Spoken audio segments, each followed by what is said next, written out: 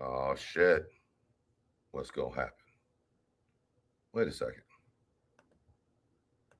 Oh, they've already muted out my main song. This is insanity. This is insanity. What is going Fine. on? It's just not letting me play my song. We'll do this instead. Have a nice day, bitch.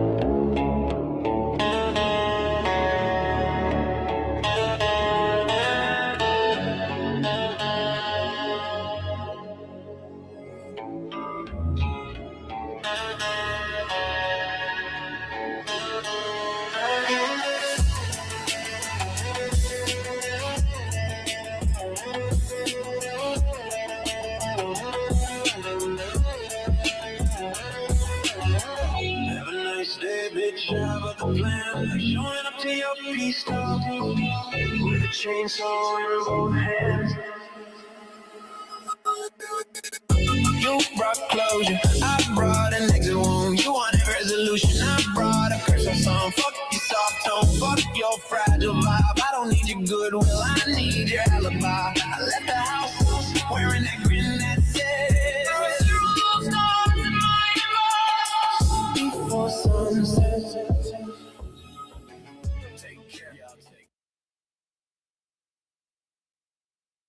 I forgot to put the real subject in my title, and you're muted. Good afternoon and good evening, everybody. Welcome to another edition of the Elevated Truth Podcast. I'm glad I've got my co-host here tonight, Mr. Captain Kurt with a K, Big Can himself.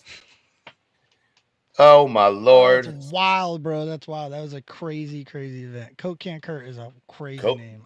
Listen, you've heard of Kurt Cobain, but have you Yeah, heard that's of wild. Coke Can Kurt?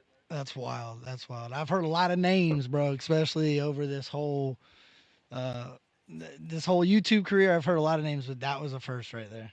Well, I mean, I've this heard is a why lot you of got to names. stop going around women and letting them know, you know what I'm No, saying, bro. that It's you wild, didn't dude. That you is didn't tell a certain crazy, somebody bro. you were swinging I a Coke had can from a six I pack. had nothing to do with that. I literally just was in a chat and some other person in the chat started telling that's rumors, bro. You know what? That's a prime example of how believing everything you read on the internet gets you in trouble, right? That's a prime example, dude. I don't know. She That lady said was what she wild said out. was you sent her a picture to use when she lifted her leg. That's what she told everybody. All moon, dude. Yeah, she said she Oh wanted you my to be god. her crescent. Clue wanted me to do or have some jump around contest bird chicken thing. That's wild. Well, it's That funny. is We're doing wild. Saturday Night Live Saturday night. You should come bless us with your presence and do a little skit with us. Yeah, that would be interesting. That would definitely would. That I'm would. just saying, you got a lot of I people over there chaining up to you if you don't see it on the screen. Yeah, bro. I said I definitely would be down for something like that's the cool part about this YouTube shit. Like it's fun. You know what I'm saying? Well, It yeah, can be you a got to pain in have the fun. ass, but yeah, sometimes you gotta speak your truth, hence your name. But sometimes And sometimes you got to doesn't get matter. elevated. On that point, if you're smoking with us tonight, we don't call it elevated truth over here for nothing. Light it up. Let me know in the comment section what you're smoking on tonight. Captain Kurt's a bitch, and he ain't smoking inside because he's Yeah, got nope. kids and shit, you Yeah, know. yeah. So he's got to be all Not only responsible. that, bro, it gets all in your veins. I just don't want to stick the smell here, bro. That's where I can't come. Like I can't do it. I I've had to paint too many walls of people that smoke just weed in their house, and there is nicotine, not nicotine, but like tars and stuff in the smoke. I don't know I was why I about said we nicotine. we're about to have to throw you back to the holler, bro. Well, He nicotine you said have to there's wash off the nicotine. walls. Well, nicotine you have to wash off the walls is what my point was. So like if you're smoking in your house nicotine, you're washing, and I just can't. I don't want to wash my walls before I paint them. I just can't do it. Okay. No, I feel that. I feel that Yeah. 110%. Listen, I want everybody to kind of get an idea of who you are, Captain Kurt. I know my audience has gotten to know you a little bit through other creators and your antics, so to speak. But why don't you give us kind of a rundown of who the fuck Captain Kurt is? I'm a recovering addict that never thought I was gonna be anything other than a recovering or than an addict, uh, Mm. or or locked away. I learned how to weld. I got pretty good at it, and I'm a welder with a family, bro. A dad. I'm a dad. That's it. Awesome. I was Yeah, gonna go there. So basically your yeah, objective in life is to be the best dad you can be. yeah. That's the goal. Be a And good in the dad. mean Provide for your family. Good. That's hey, listen, you know how fucking rare that is in today's world? You want to know what's crazy is I am an addictive person, right? Like so you Oh, have me to too. when somebody is so addicted to a drug, let's use a drug as an example. It's a great example Hmm. actually because that's what my problem was, right? Well, when I got sober, the addictive trait in me that needed something to do had to find hobbies, right? Yep. And Yep. I would throw my like even if it was collecting baseball cards, football cards, but I had to go to the max and do it the best that I could to the highest ability, right? So when I started doing YouTube, that's why I'm still critical on what I'm doing because I'm trying to you'll overdo it is what my point is because you're addicted to doing whatever the task may be now rather than to Mm-hmm. the drug. So you're so involved into making thumbnails and to editing the video and to loading this and to loading Mm-hmm. that that it fulfills that want to have that addictive mindset, if that makes any sense. I know it does. It makes perfect sense. But I'm also a recovering addict. My following knows for sure. And my drug of choice was more, regardless of what it was. Right, There was never enough. I never right. found my limit. And so in life, it's kind of been that same way. You know what I mean? In recovery and even in active addiction, I didn't just have addiction to drugs. I was addicted to anything that wasn't good for my life. Exactly. Women, 100%. everything, Yeah. Everything. Strip So, clubs. well, Yeah. yeah, and I hate strip That's clubs. They're the women. worst Yeah. places in the world. Yeah. You Well, know, and I always that's an important thing we're talking about because music was super involved in that, right? Music was the absolutely. focal point of all of my trigger points in my addiction. So when I heard Mhm, shake your ass, dude, I'm just imagining that time I was in the strip club so intoxicated, mhm. but it was so much fun and I started glorifying the feeling of getting high and then my brain and the addictive side of my brain was like, man, I could go back to the strip club and have one more drink. And before you knew it, those turned into 15 more drinks and tons of other Mhm. things behind it, right? To Right. keep drinking more. So then that's when I realized like that was a huge part. Well, when I started listening to country rap and found fucking Upchurch's music, I started like, okay, this dude's singing about some real shit that's You family relate to. oriented. Yeah, bro. Mhm. I was like, this is dope. I'm like, is there more stuff like this? And that's how I started finding the other. To be honest with you, that's how I found everybody else. Actually, I'm gonna keep it 100. Minnie Thin was the first artist in country rap that I ever Really? heard that I knew was a country rapper, and it was this young ass country boy Tough that I used to know that was my son's friend. And one day we were riding somewhere. I think we were all going out to eat or something, and he's like, "Can we listen to some of my music?" And I'm like, "Yeah, sure. What do you want?" And it was that city bitch, city Yeah. bitch. I can't remember the rest of it, but I'll never forget his little ass stuff because he was so quiet. He was so chill. He might as well just carried a piece of straw in his lip. You know what I'm saying? He was that country Country, and country. country, bro. And he freaking when he put that on, and well, that's what the next song actually rolled into an Upchurch track, and I'm like, wait a minute, who's this dude? And he started telling me, and at first I was like, I don't know, because it Right. was leaning more of the countryside, and I needed something to kind of fulfill the hip hop mindset. You know what I'm saying? So then next Well, thing you know, because here you we got are. to have that. You got Yeah. to have that because, like, for me, I go from, and I can throw a classical vinyl on, or I can go metal to the wall. You know what I mean? It Yeah. really just depends on where my mind is at that point. And I think for me, what found how I found myself in the music scene, but more specifically in the country rap genre, which I fucking hate the term on so many levels. I Didn't would I hear you say consider you it. call yourself a hick? Well, no, no. I'm more of a hick than I am a redneck or a hillbilly, or you know what I'm saying. Like, there's specific. A hick is more on that city country line. You got the hood smarts, but you also know how to throw some bales of hay when you need Bro, to make some that's extra money. brilliant to slide that right there, though. Because I've heard the argument, what is country rap? Like, what is, you could difference that from, that's more of like a hip hop style rapper Yeah, rather than a country rapper. Because that dude's talking about bales of hay. That dude's talking about rolling out of his, on his Cadillac on 22s riding through the right. country. You get what Well, I see what and you're that's saying. but a lot of us were bred on that. You know what I mean? A lot Right. of us. So I grew up in West Nashville. For those What that would you don't know. consider the leader of that, of the hip hop? Like, what would you say the pioneer of that would be? Well, the pioneer of Southern rap in general, as much as I hate to give the credit to this individual because I personally and professionally can't stand the individual, it would be Haystack. Mm. That's That's crazy. that's where I mean, if you listen, you Of may hip not like hop, it. of hip hop, or like that's Well, what I'm saying. Are we drawing a because line there? I mean, what was West Nashville rap when it came out? It was hip hop. If I'm arguing it, I'm going Nappy Roots was the be. I said Little White. I forget the No. track. There's a Little White track that he's got a country twang set to it. There's a All lot right. of Well, if people we're that doing come that, before a then lot of these people. if we're doing that, then Devil Went Down to Georgia. God damn it. Mm. Yeah, there you go. Yeah, I could agree with that. I can. I You think it goes know. farther than that. I think there was another one way back. There was some history on this. Um, But for me, when I talk about, but you understand, this is the scene I grew up in was that Haystack scene.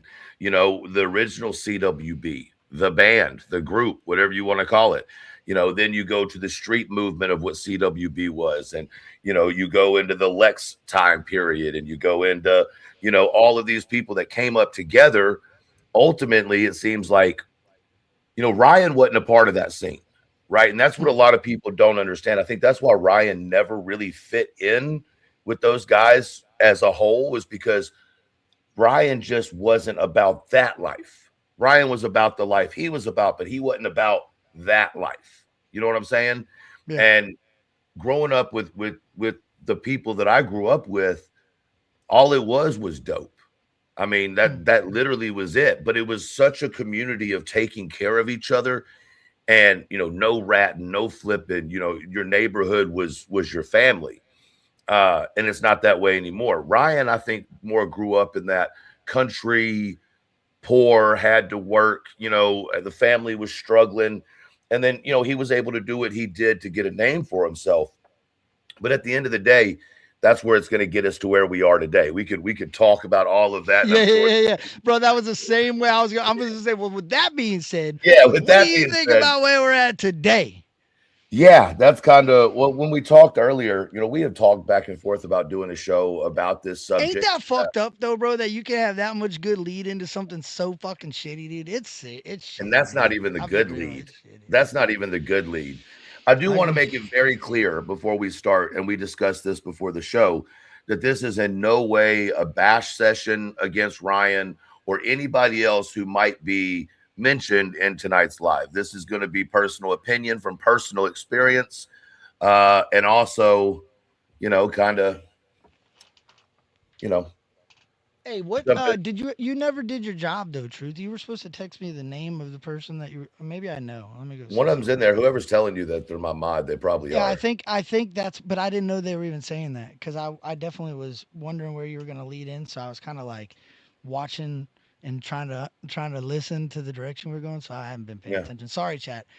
This is Truth for anyone that's confused on what's going on.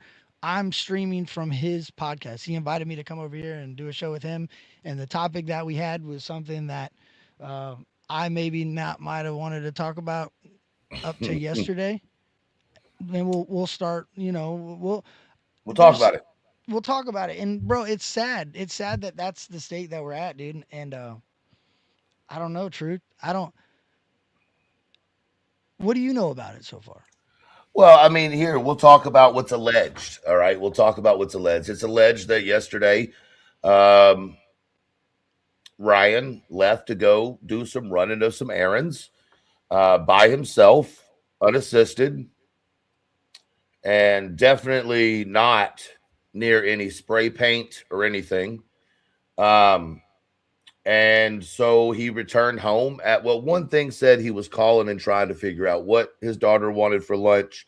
The other was he had bought his daughter lunch. Either way, the story goes, he ends up getting back home and the girlfriend and the baby are gone.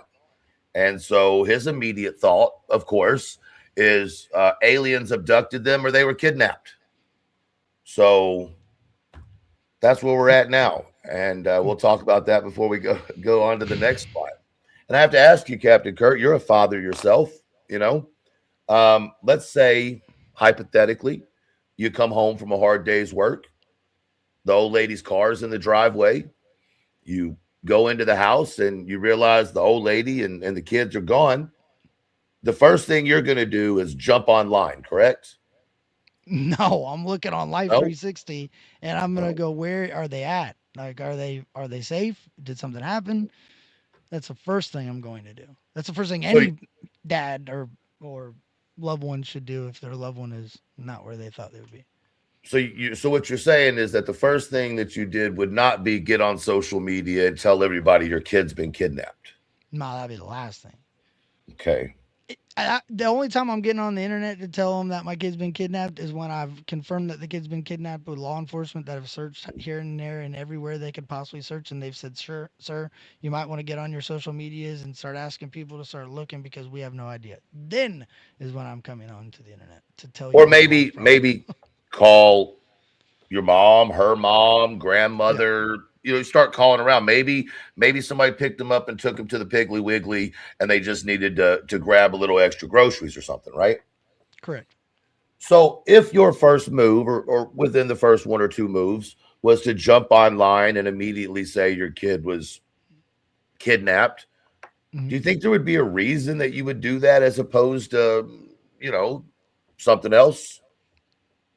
Uh, to get out in front of something, Ooh, to now you got stop a point there.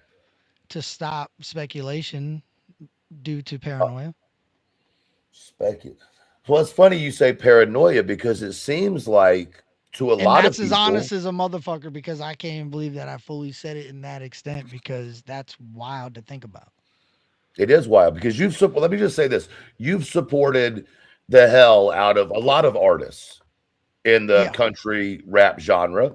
Yes, sir. But even more specifically, people like Riot Up Church, people like, um, you know, shit, I'm having a blank right now.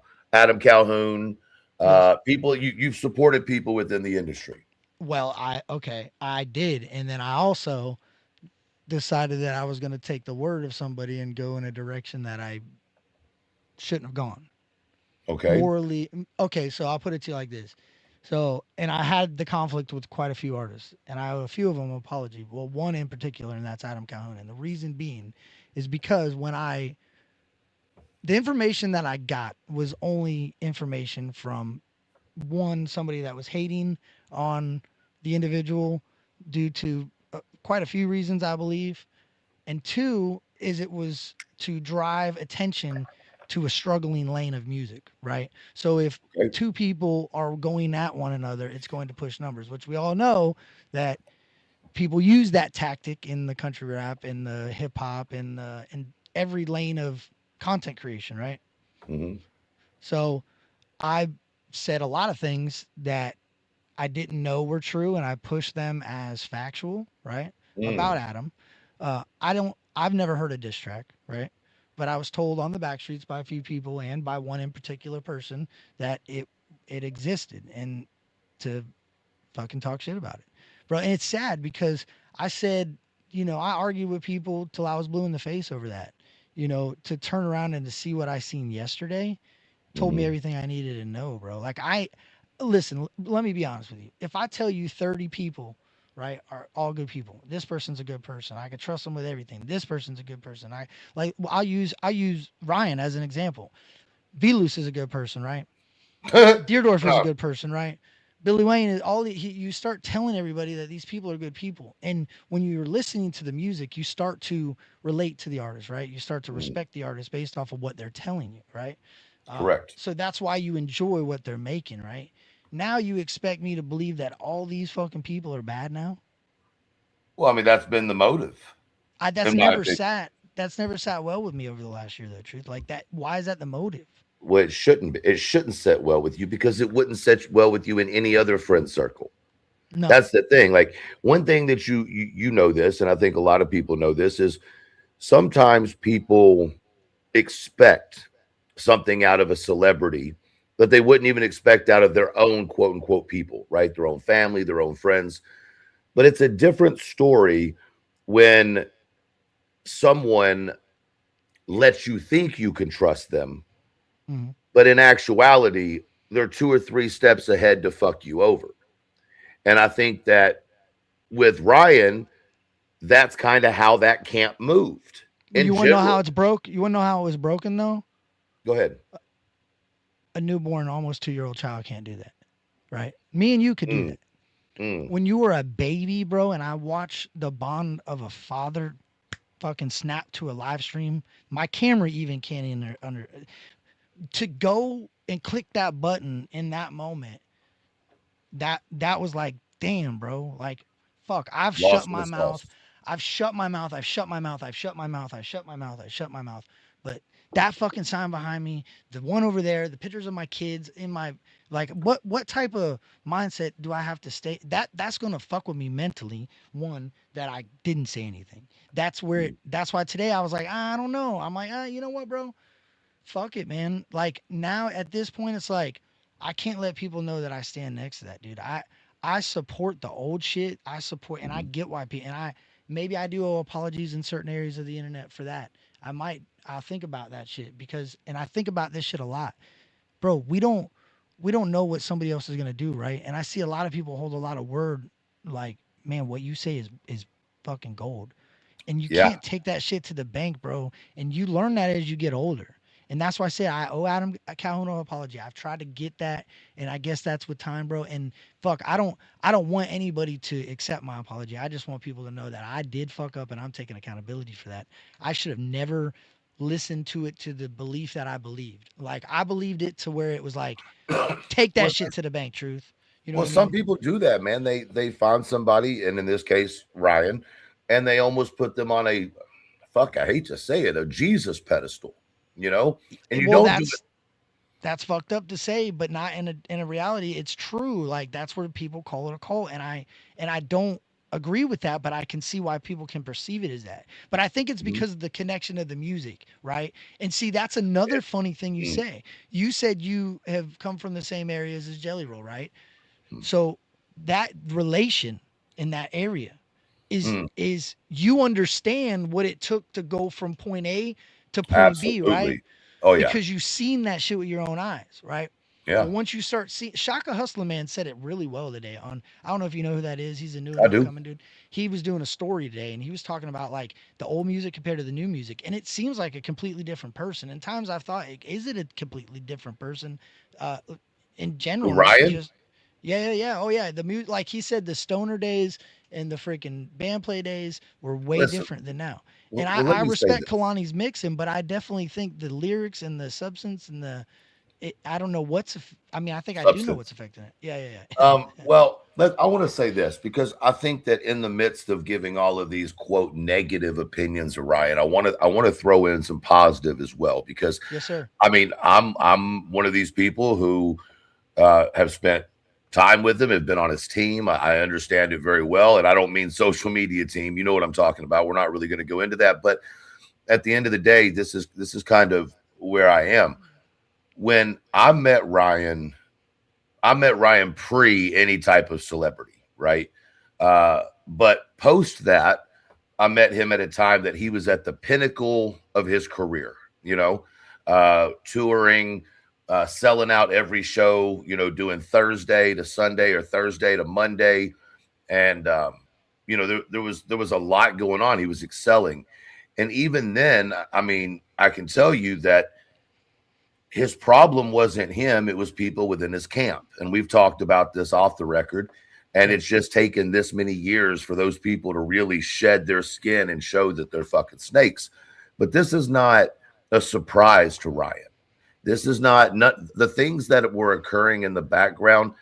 I just think that it was a time and a point where Ryan had such a genuine heart that he refused to see what other people were seeing around him. And as people would take advantage of him, and they did, listen, I don't give a fuck what you say. I watched it with my own eyes. People take advantage of him. And after a certain amount of time, it either makes you not want to help anybody or go crazy. And I mean, listen, with all due respect to everybody involved, I don't know how any of us would be after 10 or 15 years of this type of environment where you're held on a pedestal and slowly that ground is crumbling underneath you. Does that make Right. sense? Yeah, yeah, It, yeah, for sure. it's got to be a real fucking weird place to be, even if there aren't any substances involved. Well, not only that, I think one thing it's hard to face, like, because he's still young, dude, right? And it's hard to He face is. that you're gonna go, and that's one thing. I'm almost 40, right? So in my Mhm. brain, I'm like, I Almost. understand when I was early 30s, it was like you don't. you just kind of learned how to live for the most part. Hmm. And bro, I'll be honest, that's another part of this that I will say. I've noticed from a lot of different artists that I didn't see a lot of substance to, that showed more of themselves on IG and talked about their personal life more. Hmm. Dude, he ain't really what a lot of the music's about. You know what I'm saying? I'll agree with that. You you're not fucking slanging. Like today I seen something about cutting a chainsaw tree down, like he was dude, it's fucking crazy to me that the music's so much different, bro. And that's what I don't understand. I don't know Ryan before personally, before he started making music like he's making now. But I don't. I think Pioneer might have been the last album, right? That he put out. I couldn't even tell you. Honestly, No, that man. I knew. Like that was the focal point of Right. our friendship, right? So Ford is pretty much Oh, Kalani, and not prior to that, I didn't see the same side as you oh, I was switch, right? prior to that. Yeah, for That's what I'm sure. saying. So it's interesting to get your perspective on this because I agree with you. At the time, dude, Ryan's just a good dude, super giving, super, it was a different scene. Now I think fame and like you said, substances are getting to, I don't even know if it's fame anymore, bro. I really think. and that's just Listen, opinion, bro. That's opinion. That is let simply me put it to you opinion. this way. Now, I didn't grow up with a very good, family base. I was finally adopted, but before that, I didn't have a very good family base. But imagine, man, imagine if, and this is just my perspective, what would it do to you mentally to get sold out by your whole family? It would suck, bro. It would fucking suck. Yeah, and I see that's the thing, bro. That's the hard part for me to understand. Like I've seen some things that I disagree with, right? But Yeah. it's one, it's not my family to speak on, and two, um, but it's hard to believe when you believe somebody for so long and it turned out almost Oh, all you the didn't shit they see, said was you weren't lies. believing that side of things, basically, right? Like you were Well, I hearing seen people say it, but no, I seen it. I seen it in a couple areas, but I also heard it a lot more. I heard it way more than I seen it. Right. So mm, I'm trying to, and at the time I was like I said, anything Ryan said, and I believed 100% to be truth because I didn't have a reason not to. Right. And then sometimes even like I think I would let it slide, and rather than question it like I should have, all right, yeah, I guess. And you know what? That's where I mm, fucked up is I should have just been like, man, what the fuck are you talking about? called him out And on it. yeah, But you yeah, wouldn't have been well, there long. You would well, not listen. I it promise. happened. I know you're right. It happened you. because when I did, it definitely changed the relationship to the where it was Mhm. like I ain't got much. It was easy to ignore a phone call, right? So you're right. You're right, I mean, and and it's that's where even the my it's bad. even harder. No, you're good. It's even harder on a professional front, right? And I'll say this about Ryan and his fans. I have worked with several artists, as you know, and Ryan's fans are the absolute, and I mean this with respect. I mean this with no disrespect at all. Are the craziest motherfuckers I've ever seen as far as fans. I remember us being down at the Long Necks. What was it? Something Long Necks. The big festival under the bridge. Um, Uh, fuck. uh, There's uh, a big concert series that I think it was down in Texas or Florida. Fuck, I don't remember. Too many years ago. But it what it was is it was the night that was it Nelly? I think Nelly opened up and then he co-headlined it or whatever. And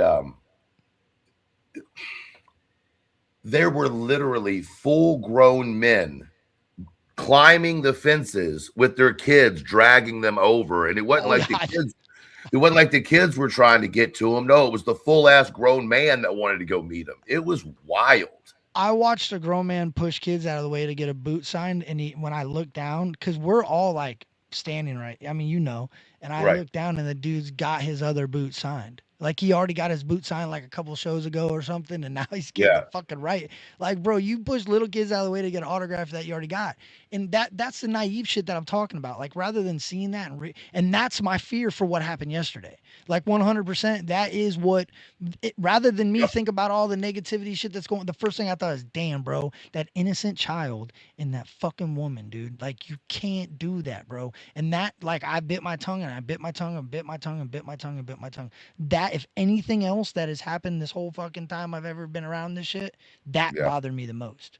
That's Well, of course, I that's think it. any grown man, well, that bothered me. I won't say it was the most because there are some other things that are along that same level that have bothered me, so to speak.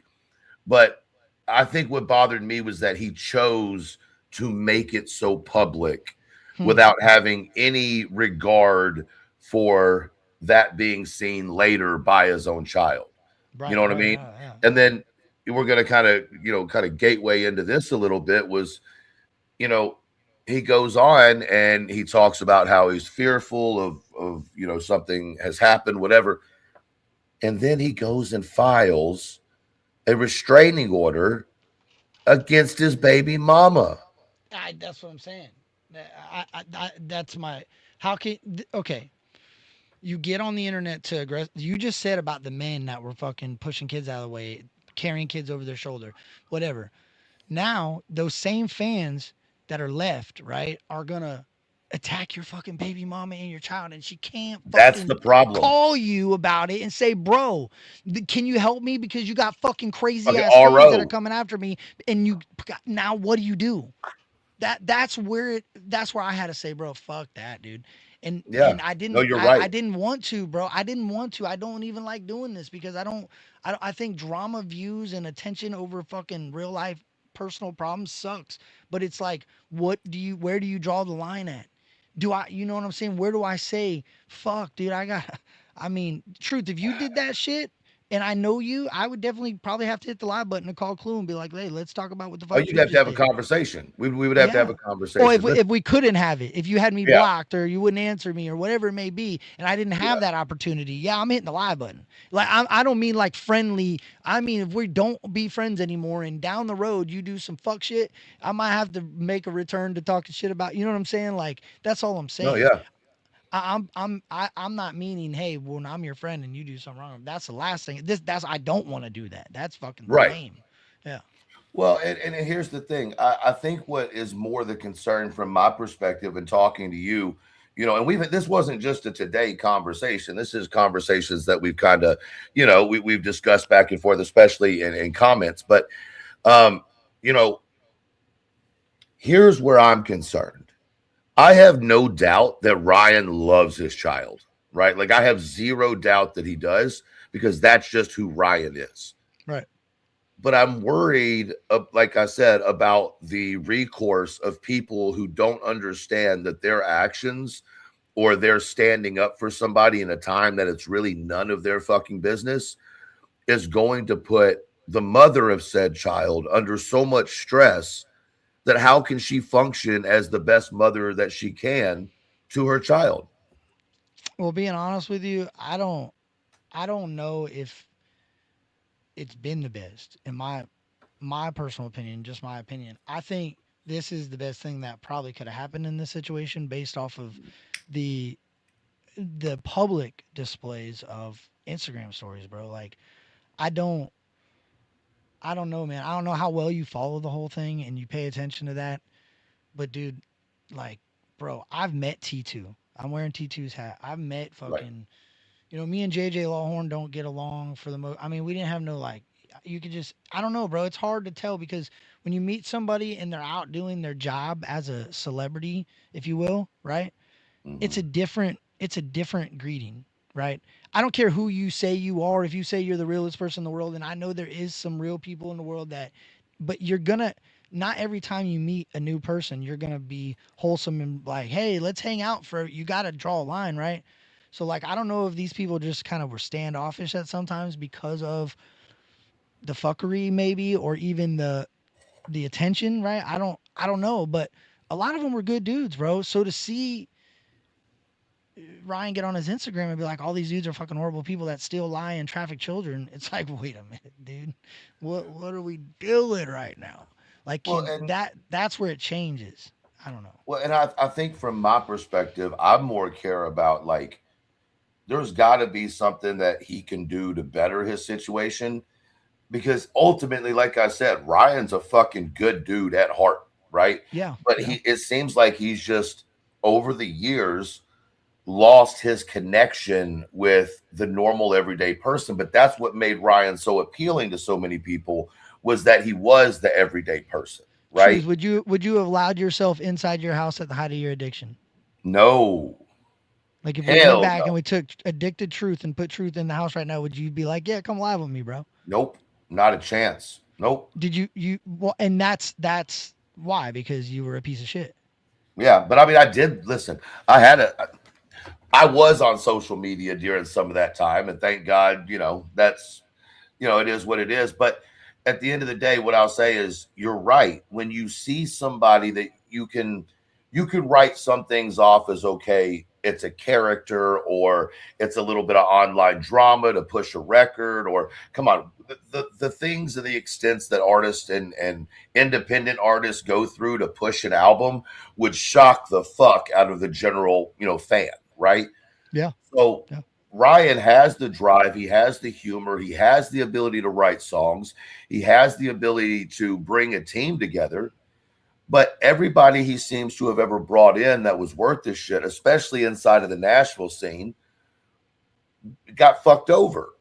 And so, whether I like somebody or not from Nashville doesn't really matter. But if somebody from Nashville helped push your career, even if I'm not a big fan of them, and you shit on them, right, then I'm going to think a certain way about you because you're shitting on my city, right?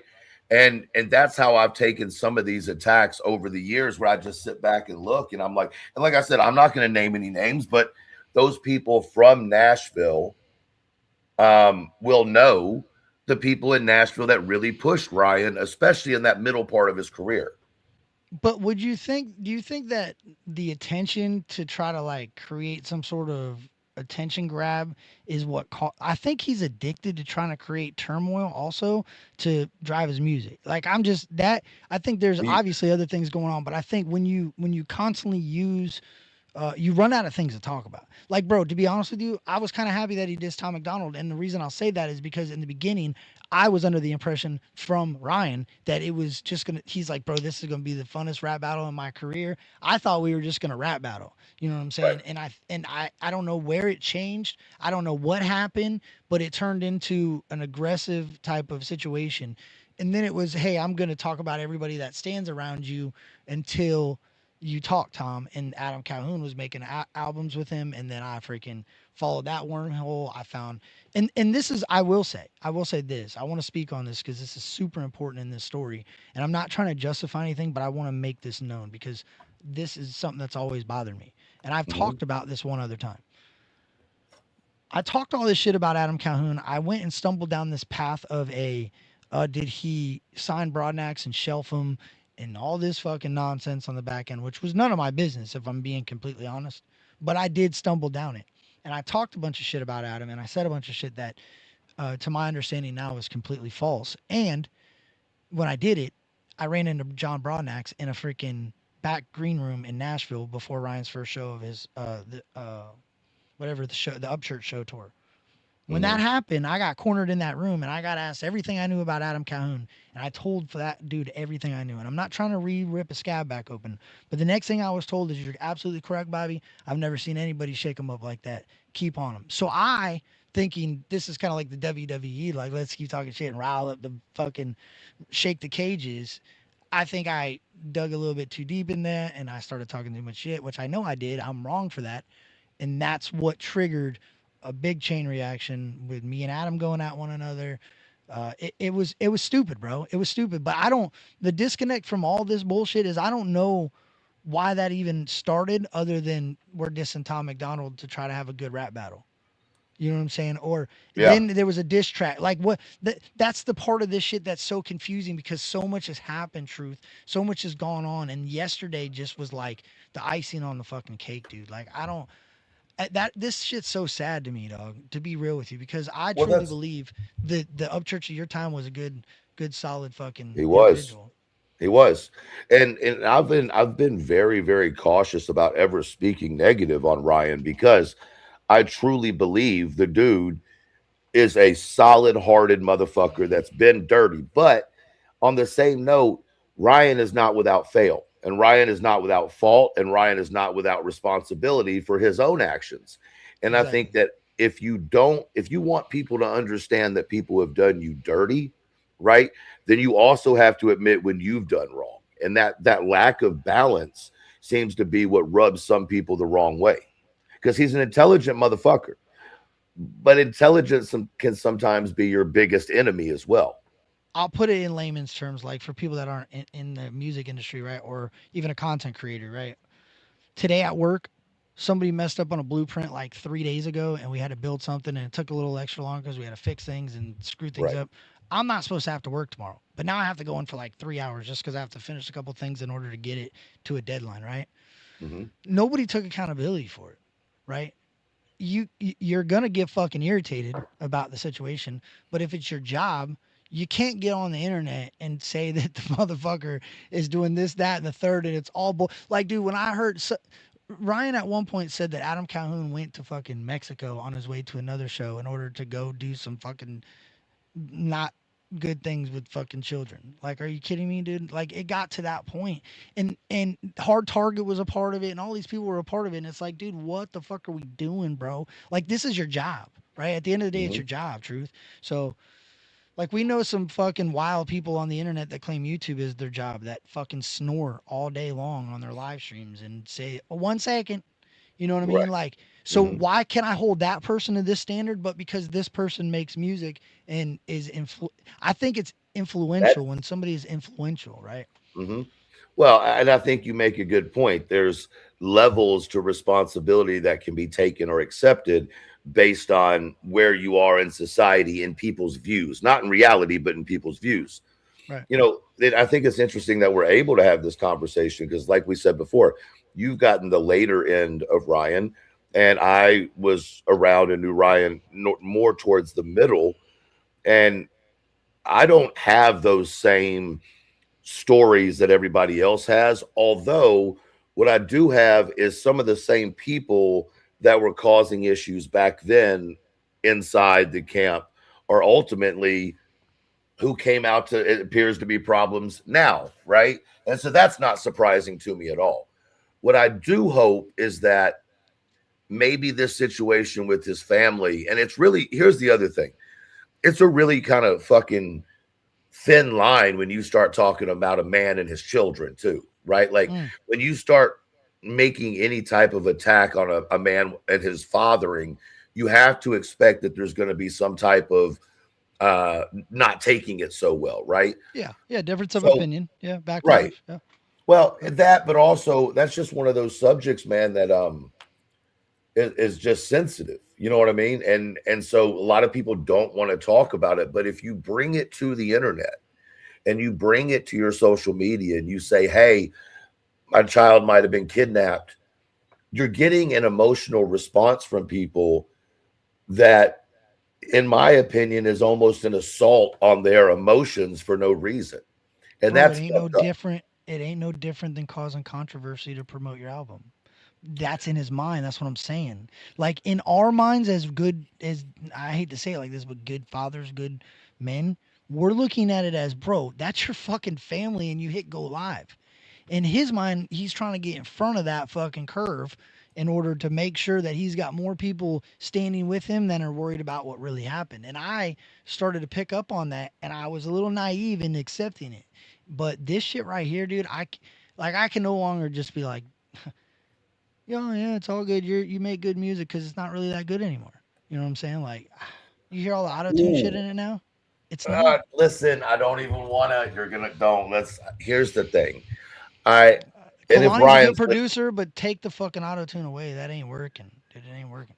I don't disagree with you, and you know this, and you got to say it on the live. So now I have to fucking tell you I don't disagree with you. Listen, Ryan, when Ryan sang, and Ryan, when Ryan was really into his heritage, and I mean like coming from his grandfather, coming from Cheatham County, the family line, telling stories about the history of Cheatham County. That was the music that so many people resonated with because that's the shit we felt growing up. But the problem is, I think the fan base expects him to stay the same person throughout his whole career, and that's simply not how artists work. And they're going to change more and more. You Yeah. know what I'm saying? Truth has no business in this conversation. He's a fanboy. Nah, true. Listen, bro. I will still listen to some of Ryan's shit, right? But there's a difference between being a fan and being a dedicated person that's gonna believe everything he says. Like I don't stand on a lot of like. There's people that don't say real shit that I stand for in music, but it shouldn't be about that, right? Right. It Right. should be about the music. But when you cross the line of like kind of showing me exactly what everybody's always said, like that's my thing, dude. I heard somebody Shaka. I'll give credit to Shaka Hustler, man. Today he said he was stuck in that fucking wave, right? And I had already been talking about it, maybe I do voice my opinion. And I told my wife, I said, you know what? I am monetizing shit about it. I'll say my opinion about the shit and I'm gonna move on because at the end of the Mhm. day, I fucked up and I chose to listen to somebody that was telling lies and I have to take accountability for believing everything he was saying in my actions afterward, right? So what better way to talk about it? So here we are, right? Fuck, dude.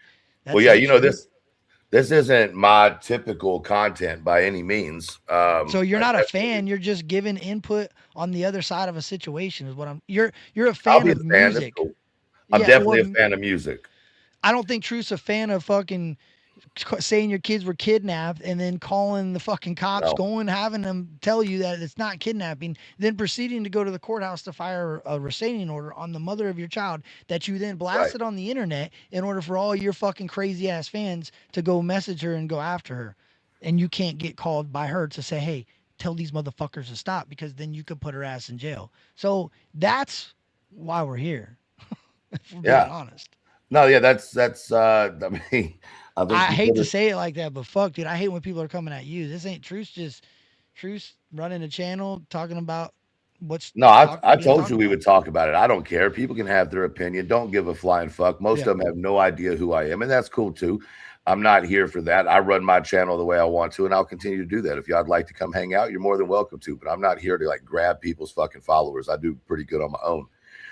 However, this is a subject that for a lot of fans still, you know what I mean, of Ryan, maybe not even his music, but Ryan, it is a very concerning thing. So you can still be a supporter and sit back and go, okay, now this was fucking concerning. And the problem is, too many people think that you can't have both opinions. You can't think someone is a decent person and also think, holy shit, this is a little bit too far. Something needs to be looked at. You can look at it both ways. That's life. That's the beauty of life. Well, just like I understand why people come at me about Kylie Rodney, rest in peace to Kylie Rodney. But I understand why people come at me about that because they look at it this side. They think, damn, how can Kurt stand with Upchurch when Upchurch said all these heinous things about Kylie Rodney? Well, I understand that opinion. But what I will say, and I will say this, and I don't think I've ever said this, there was quite a few people, not like little folks, behind the scenes driving a lot of information to Ryan. Ryan told me a few, so I can't truly believe that there was those ones, but there was ones that I knew about that I heard it with my own ears behind closed doors. So I can't truly say that he believed it, just randomly thought about it in his brain and started saying all this shit about she ain't real and this and that and it's way bigger because there was people pumping that it was about the uh Clinton and the fucking Nancy Pelosi shit that were involved with it. And there was a big undercover part of an undercover, kind of like they're doing for the Nancy Guthrie shit right now. You know how people are Well, saying that it's a cover up, cover up, cover up for yeah, something else? Yeah, it was the same idea. And that wasn't fucking helping what we were talking about trying because I genuinely wanted to help try to find this girl. Like people made fun of me for wanting to make shirts, dude. I wanted to make shirts, go out to fucking Truckee, California, and start marching the streets looking for this little girl. But that wasn't the route we were taking. So right. it's wild, dude. It's wild. So I can't fully agree with people that say that because I was there when it was going on. So I know there was maybe some influence in other directions, but I also know there was directly some other influence involved in that situation. Was it wrong to speak on that girl like that? Yeah, I had parts in that I could have fucking definitely done better, but I had just become a content creator. I had never even knew this was a thing. That was like my first panels and everything. So not justifying it, but apologizing. My bad. Rest in peace to Kylie Rodney, for real. Well, yeah, and that's the thing. I was not around during that case for sure. And so I can't speak on anything that occurred during that time because it just wasn't, and I wasn't involved. I wasn't on YouTube. I had nothing to do with any of that. Sitting back and watching, Cluminati. I know you know who I'm talking about. If y'all don't know who Cluminati is, y'all should go check her out. But she was talking kind of on the subject, and her point of view was, well, freedom of speech is freedom of speech. If someone truly believes in their brain that someone doesn't exist, you can't force them to believe it. And I'm not saying I agree with that at all, but it was an interesting position to hear somebody that's not music associated whatsoever give an opinion on, Well, that's where I do have an opinion. That's where I have a problem. Okay, so this is actually perfect to talk about. This is why I have a problem with that type of thought. That because this guy's in music, that okay, so if we're holding that same standard, that means when you do something like this, like fucking call the RO on your baby mama and leave her, you should be held to the same standard as the motherfucker that works at Burger King. So if you expect to be held to the same standard with your speech on the internet, being a celebrity, as you do if you're just the guy working at Burger King, then you should act the same way, right? That right, in theory, you right. should, because I will say that I am with Clue in a sense that freedom of speech is super important, right? Hmm. But where do you Yeah, draw the line? absolutely. But Well, where do I you draw think the line?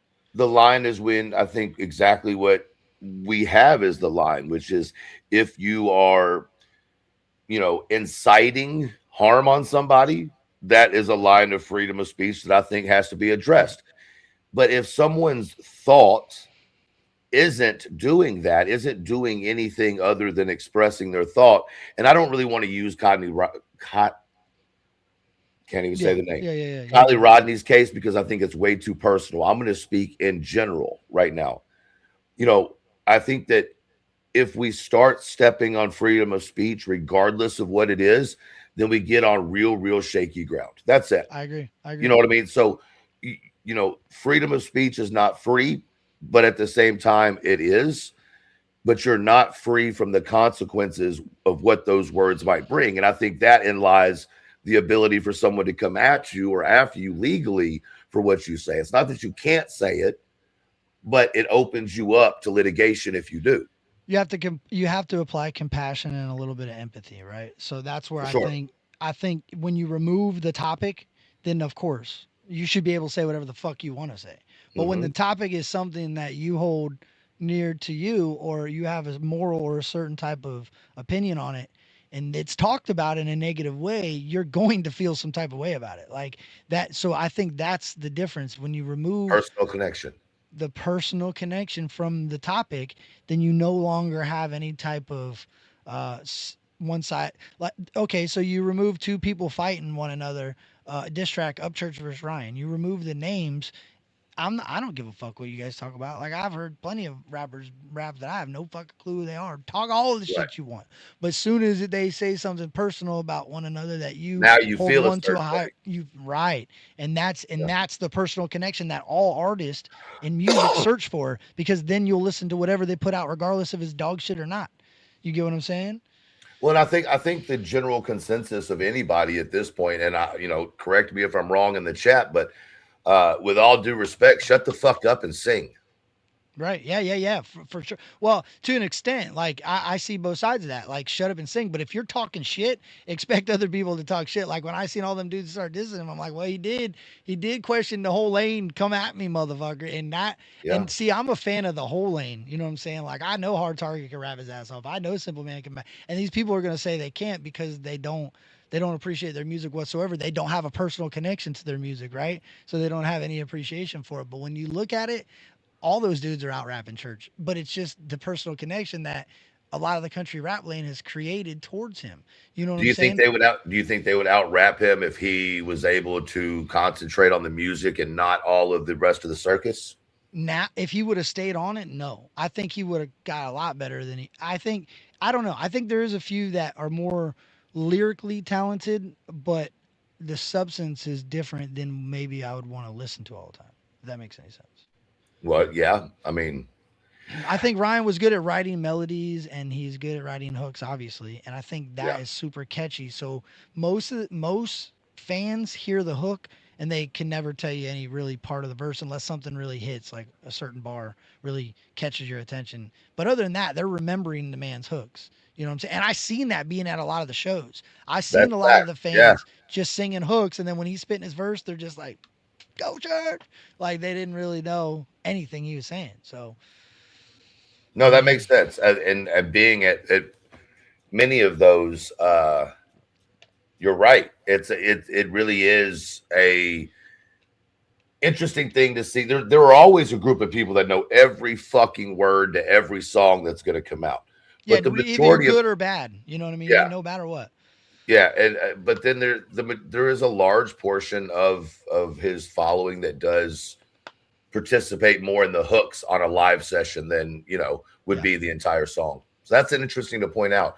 But you know what? Now that you mention that, that's pretty consistent across country rap. That's a pretty consistent thing. Yeah. That's not abnormal. Yeah. Most country Somebody rap is hook. save me. Yeah, Even Jelly, bro. Even Jelly, yeah. yeah. Well, Well, and go ahead. well, it's a unique thing about Jelly too, because look at what he did. He started at rap, right? And then notice he created a bond with all those people in the rap lane, being like you, like me, that are convicts, that have been in trouble, that have cleaned their life up, right? Yep. And then when he transitioned into country music, some of us didn't take it too well, but majority of them dudes that didn't even listen to country music were blaring country music just because they had that personal connection. So it really didn't matter what substance it was sang in. It just matters that the dude was fucking talking to him through his music. So that's what I Yeah. thought Ryan had. And I will say that's an important part is I thought he used to have that. I don't think he has that anymore. I think that talent of being able to connect with your fans through the lyrics on a personal level and not an Yeah. aggressive level is left. Well, and the other, yeah, yeah, but and I've told you this before, and I said it at the beginning of the show. I absolutely have always hated the idea of country rap, hip hop. That whole fucking idea to me was just an excuse to stay out of the main hip hop industry, or maybe not an excuse, maybe a convenience, maybe I don't know, but it was a subsection of hip hop.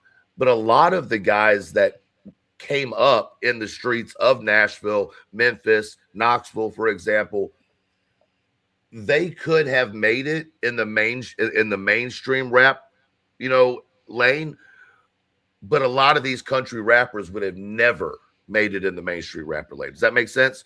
So it's Well, like, I agree. I agree, but I think it's a different reason than talent though. I think what the reasoning is a lot of these dudes aren't going to rap about popping this and popping that and running to but the you don't. club every night. You know what I'm saying?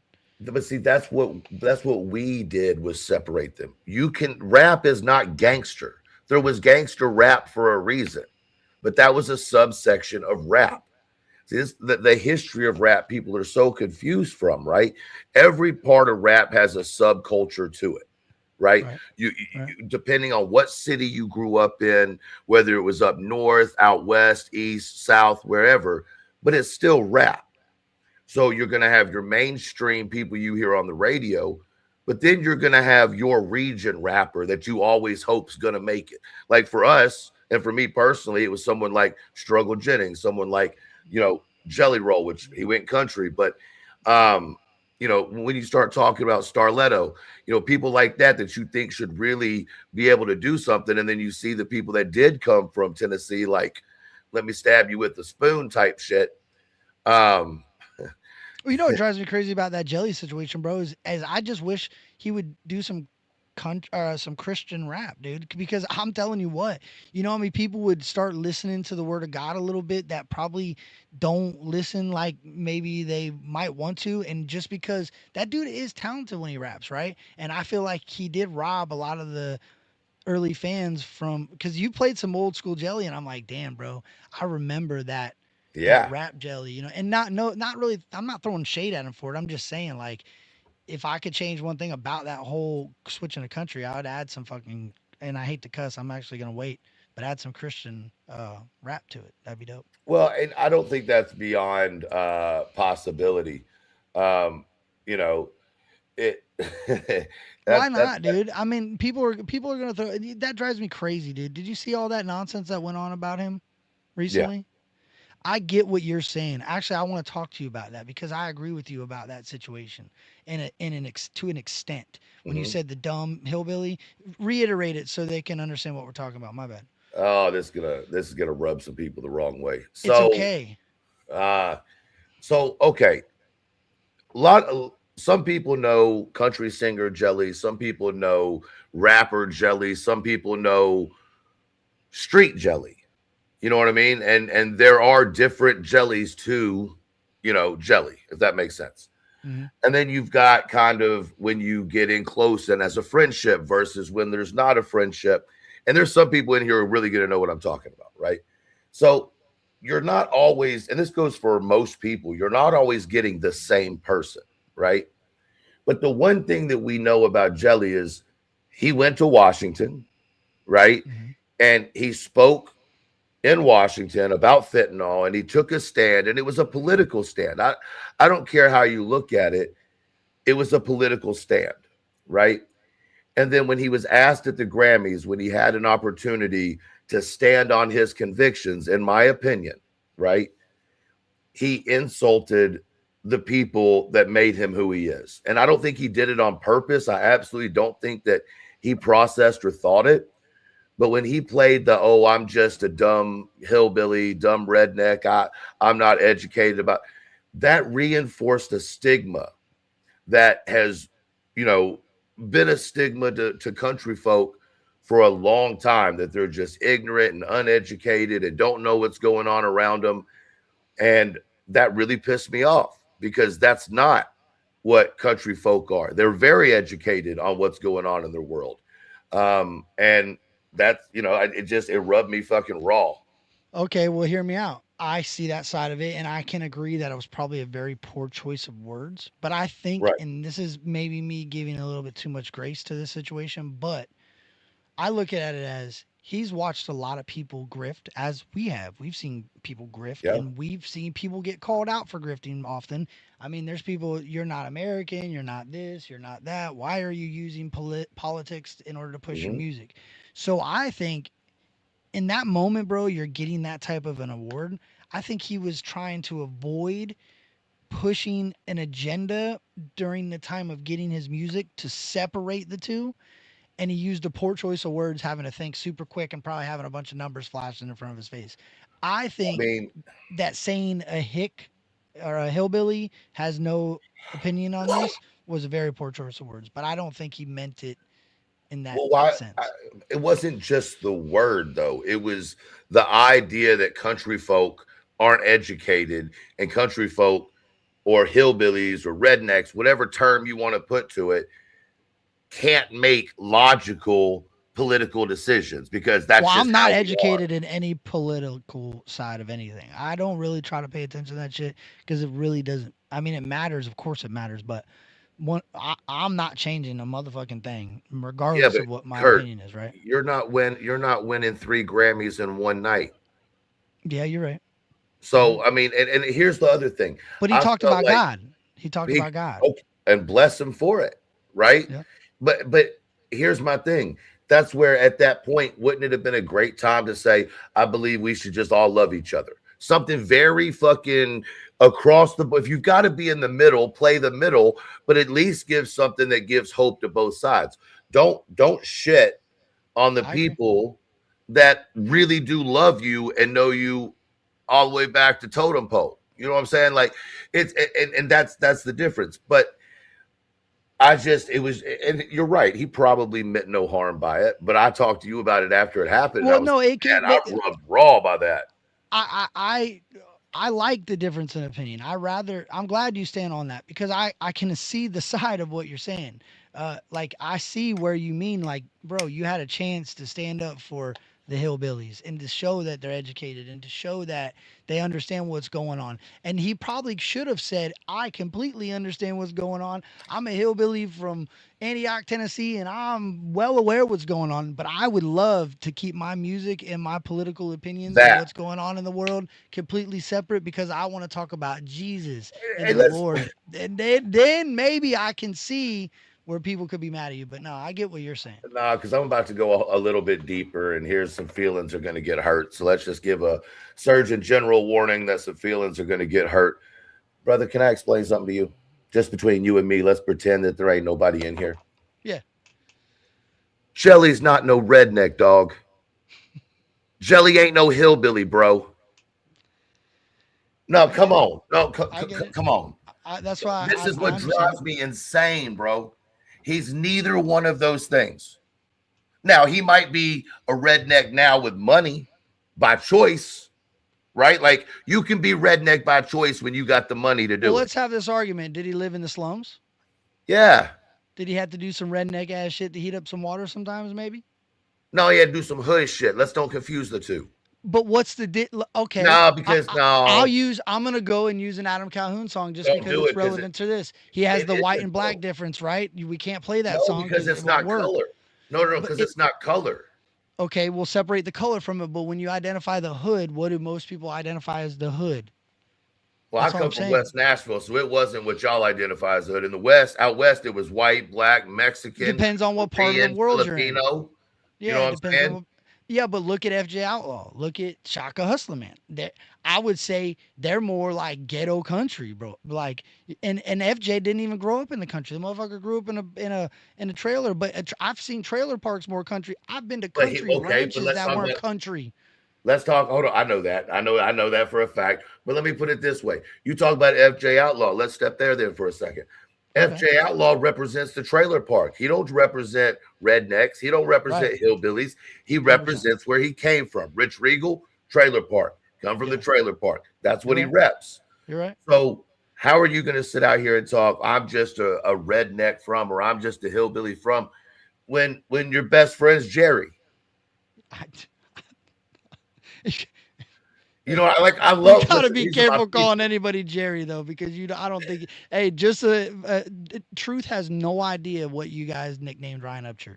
So I'm just saying. Oh he yeah, does no, not I don't know know anything that. about that. You gotta be careful doing that, bro. They gave him a No, I'm nickname. talking about actual Jerry. You know who I'm talking about. Yeah, that's. But I had to make sure that they knew what you're talking Oh, about. okay. Because no. Yeah. No. But my point is, like, he's just not redneck. Fuck it, call And it if what he- it is, bro. They call him Jerry the Junkie. They call him Jerry the Junkie. So when you said that, I'm Damn. like, yeah. There's a whole group of people that Gotcha Man. I don't know if you ever heard of him. He goes in on him all the time, which me and Gotcha Man. Is have he a had our blonde differences, dude or but something? He's got like a red beard. Looks like a little leprechaun. Yeah, he said looks like a leprechaun. Okay. Yeah. So you already know this. You can tell them this. I don't follow all of this internet. I know that's why I like research. talking to you about it, because you're gonna call it for what it is. You ain't gonna I call don't it know based none off of the that. opinions. Yeah. My channel's not about that. I don't do any of that. We're more about humor and fucking Yeah. a lot of humor. Truth don't know about none of the shit that anybody says about Upchurch. He ain't having an opinion on Upchurch whatsoever based off of anything off the No. internet. I can tell you that. No. Other than the thing that happened yesterday that everybody got to see. That's another thing, bro. That's a part of this. People are going to get mad at us, right? They're going to say, why are you guys worried about what happened? Well, first of all, it's on the fucking internet. Like, it is here for the world to see. He says he's documenting his whole life. He's always stood on that. It's always been the excuse on why he puts everything on the internet. So why is it not an excuse for me to fucking talk about it? You know what I mean? Right. Like, Well, and let me, before we get away from this, let me say this because I want to be sure I'm very clear. Yeah. Jelly's my people. So it ain't no disrespect to nobody, nothing like that. So it's criticism, bro. That's another thing about the world, bro. The pussification of people is real.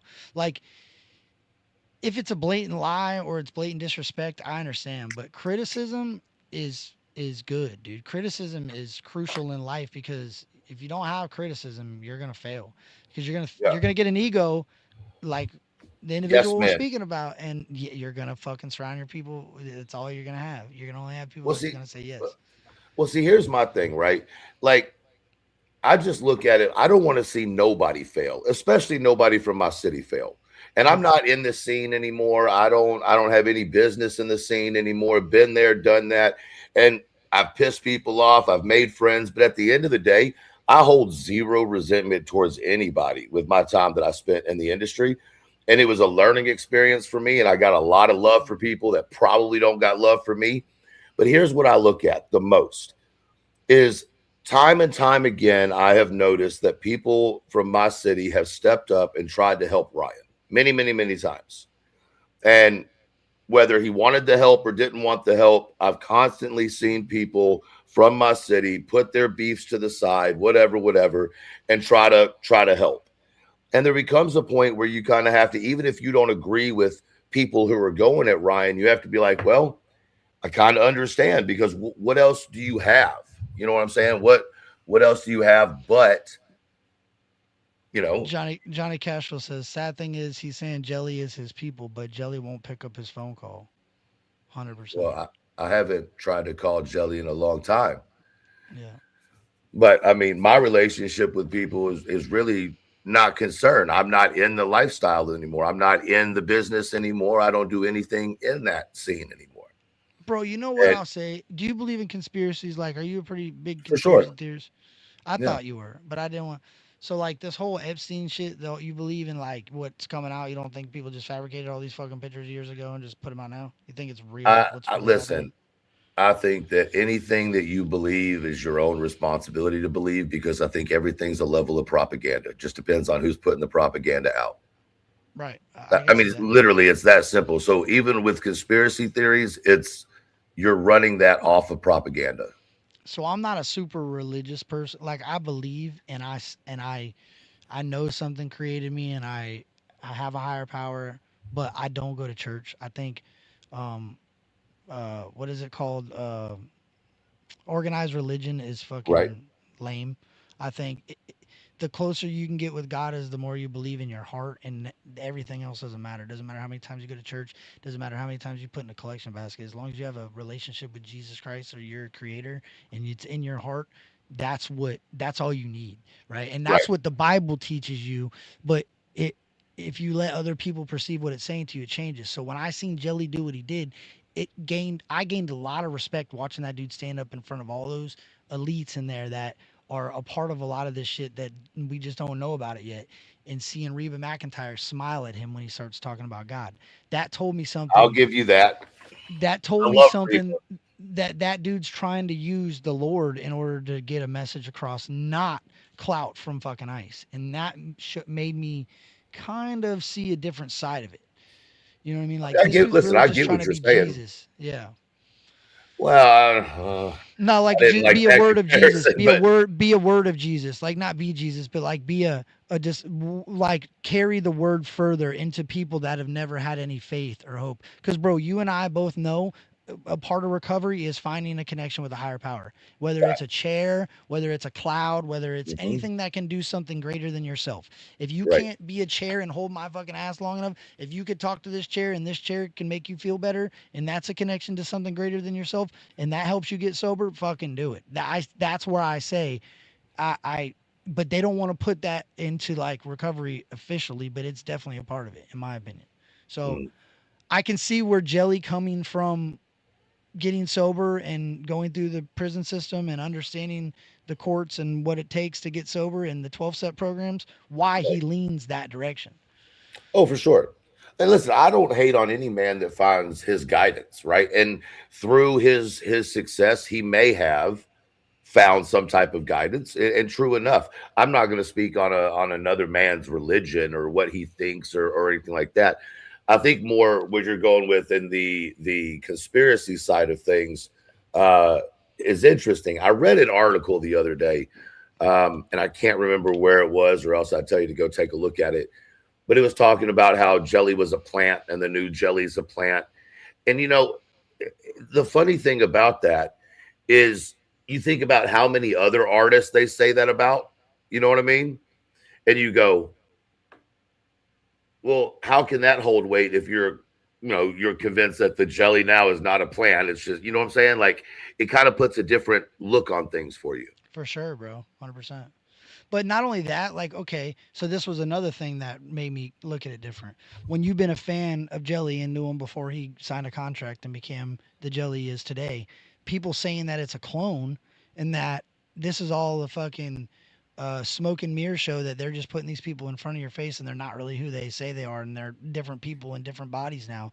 That makes you like laugh and say, okay, I don't know how much I could believe a fucking conspiracy theory now. Like, for Right. real. You know what Sometimes I'm it saying? does. Sometimes it does. Like like the bunny shit. Like they go after her relentlessly because of her past, but then turn around and say that she's not really who is Bunny. But why are you going after this lady if it's not really fucking Bunny? It's so confusing, Well, and it's this is like, why, bro. This is why I could never do what y'all do over there, like the music side of shit, because I just don't have the time to you're consume crazy as myself hell, bro. with You listening somebody to a else's lady life. snore.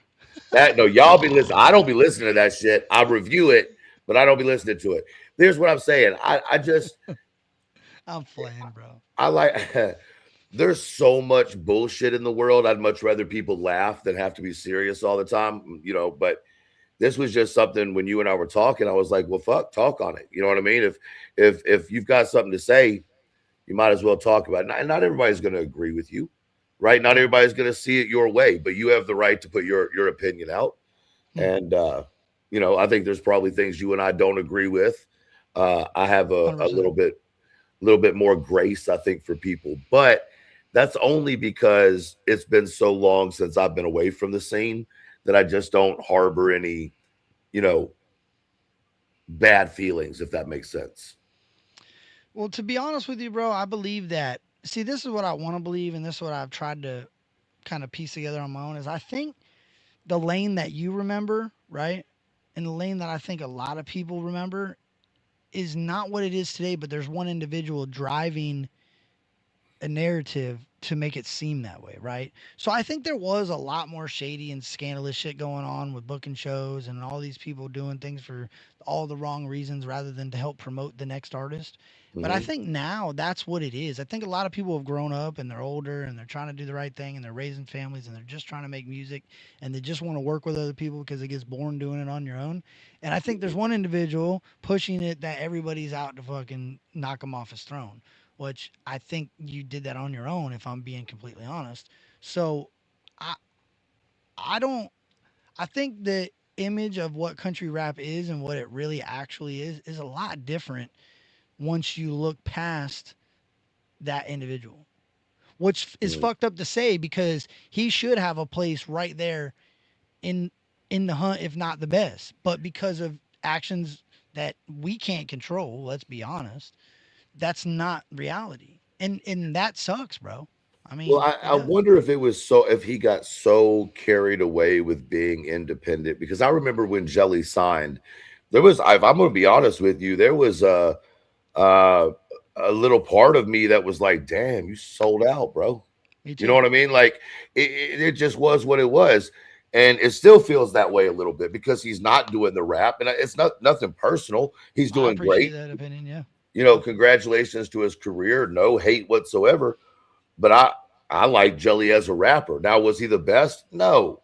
But it's what we grew up on. It's what we listened to. So Well, uh remember when I told you I got sober, and when I got sober, I stopped listening to more like rap, like industry rap, and the let's talk about drugs and shit like that. yeah. Well, I sit back and think, well, what if Jelly got sober? Which he talks about that he's sober, and he said, man, I don't want to rap anymore. I want to sing and put my heart into this shit, and like, you know what I mean. So I don't really listen to it. If it comes on, I ain't gonna change it, but I don't like search for it. I'll listen to some old Jelly rap.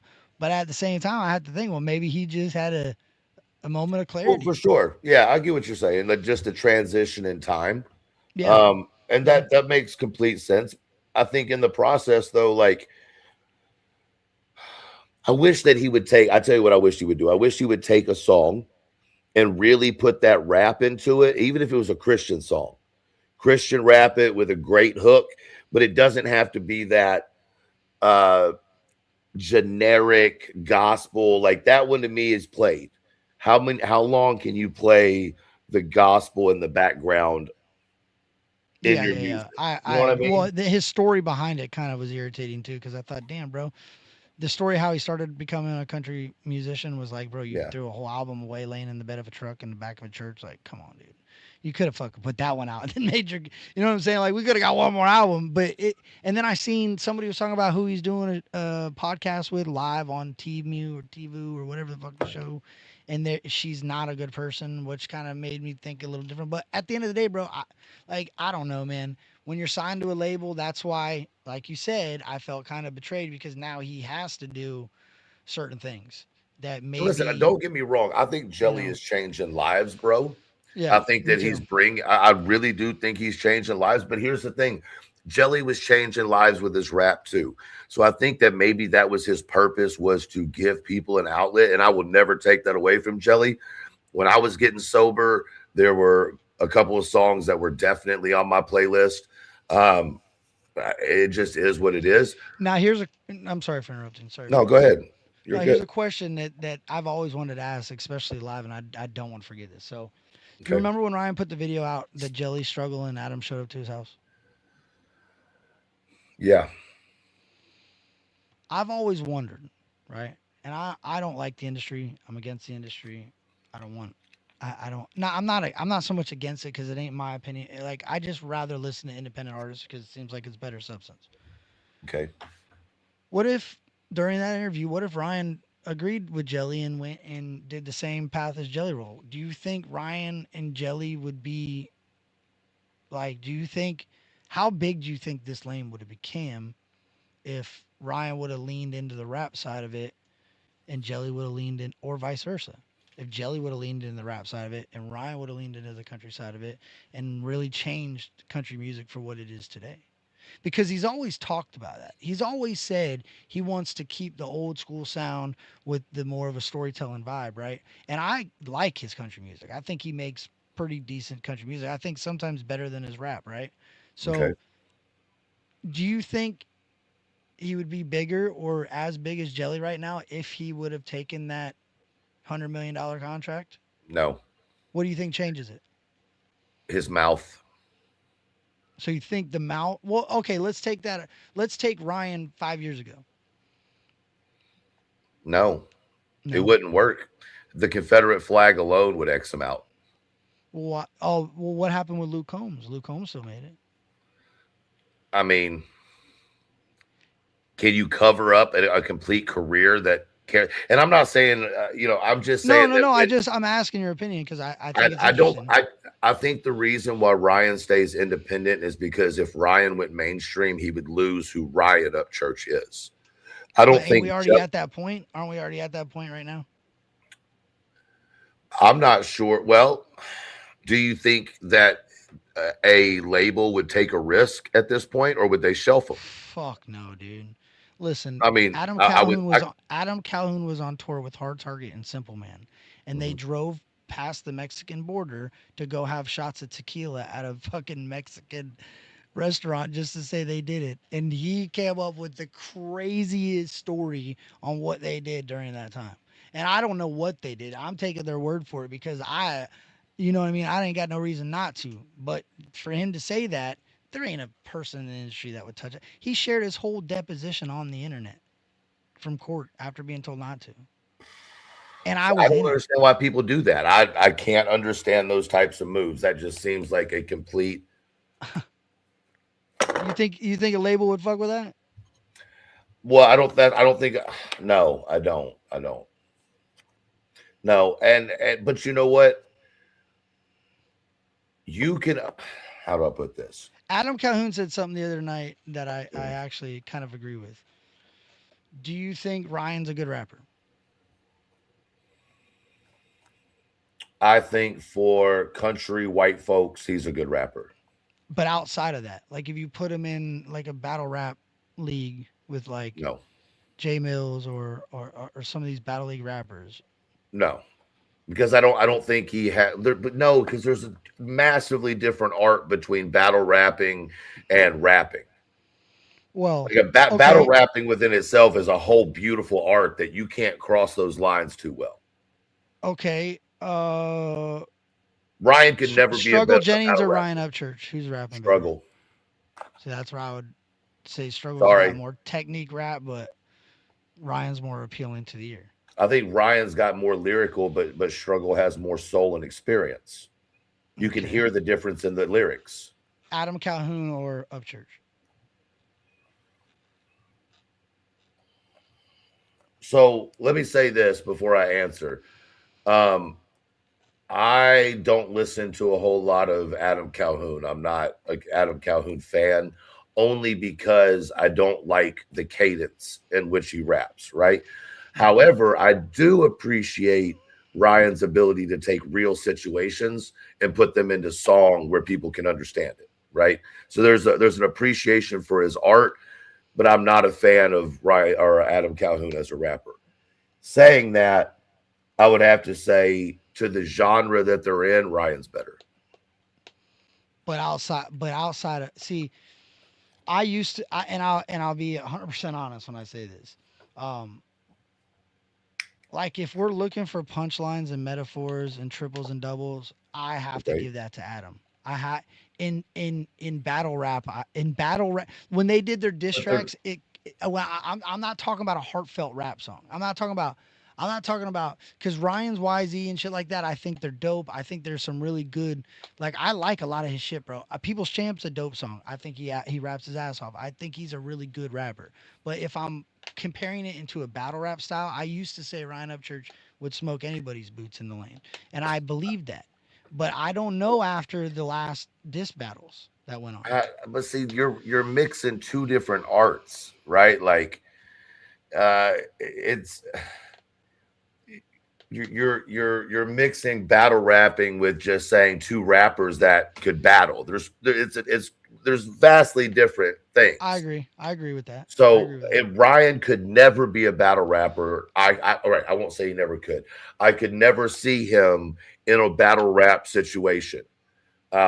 He's Well, got he did too much. Screw when Screw and him went at it. That was a dope little, you know, back and forth.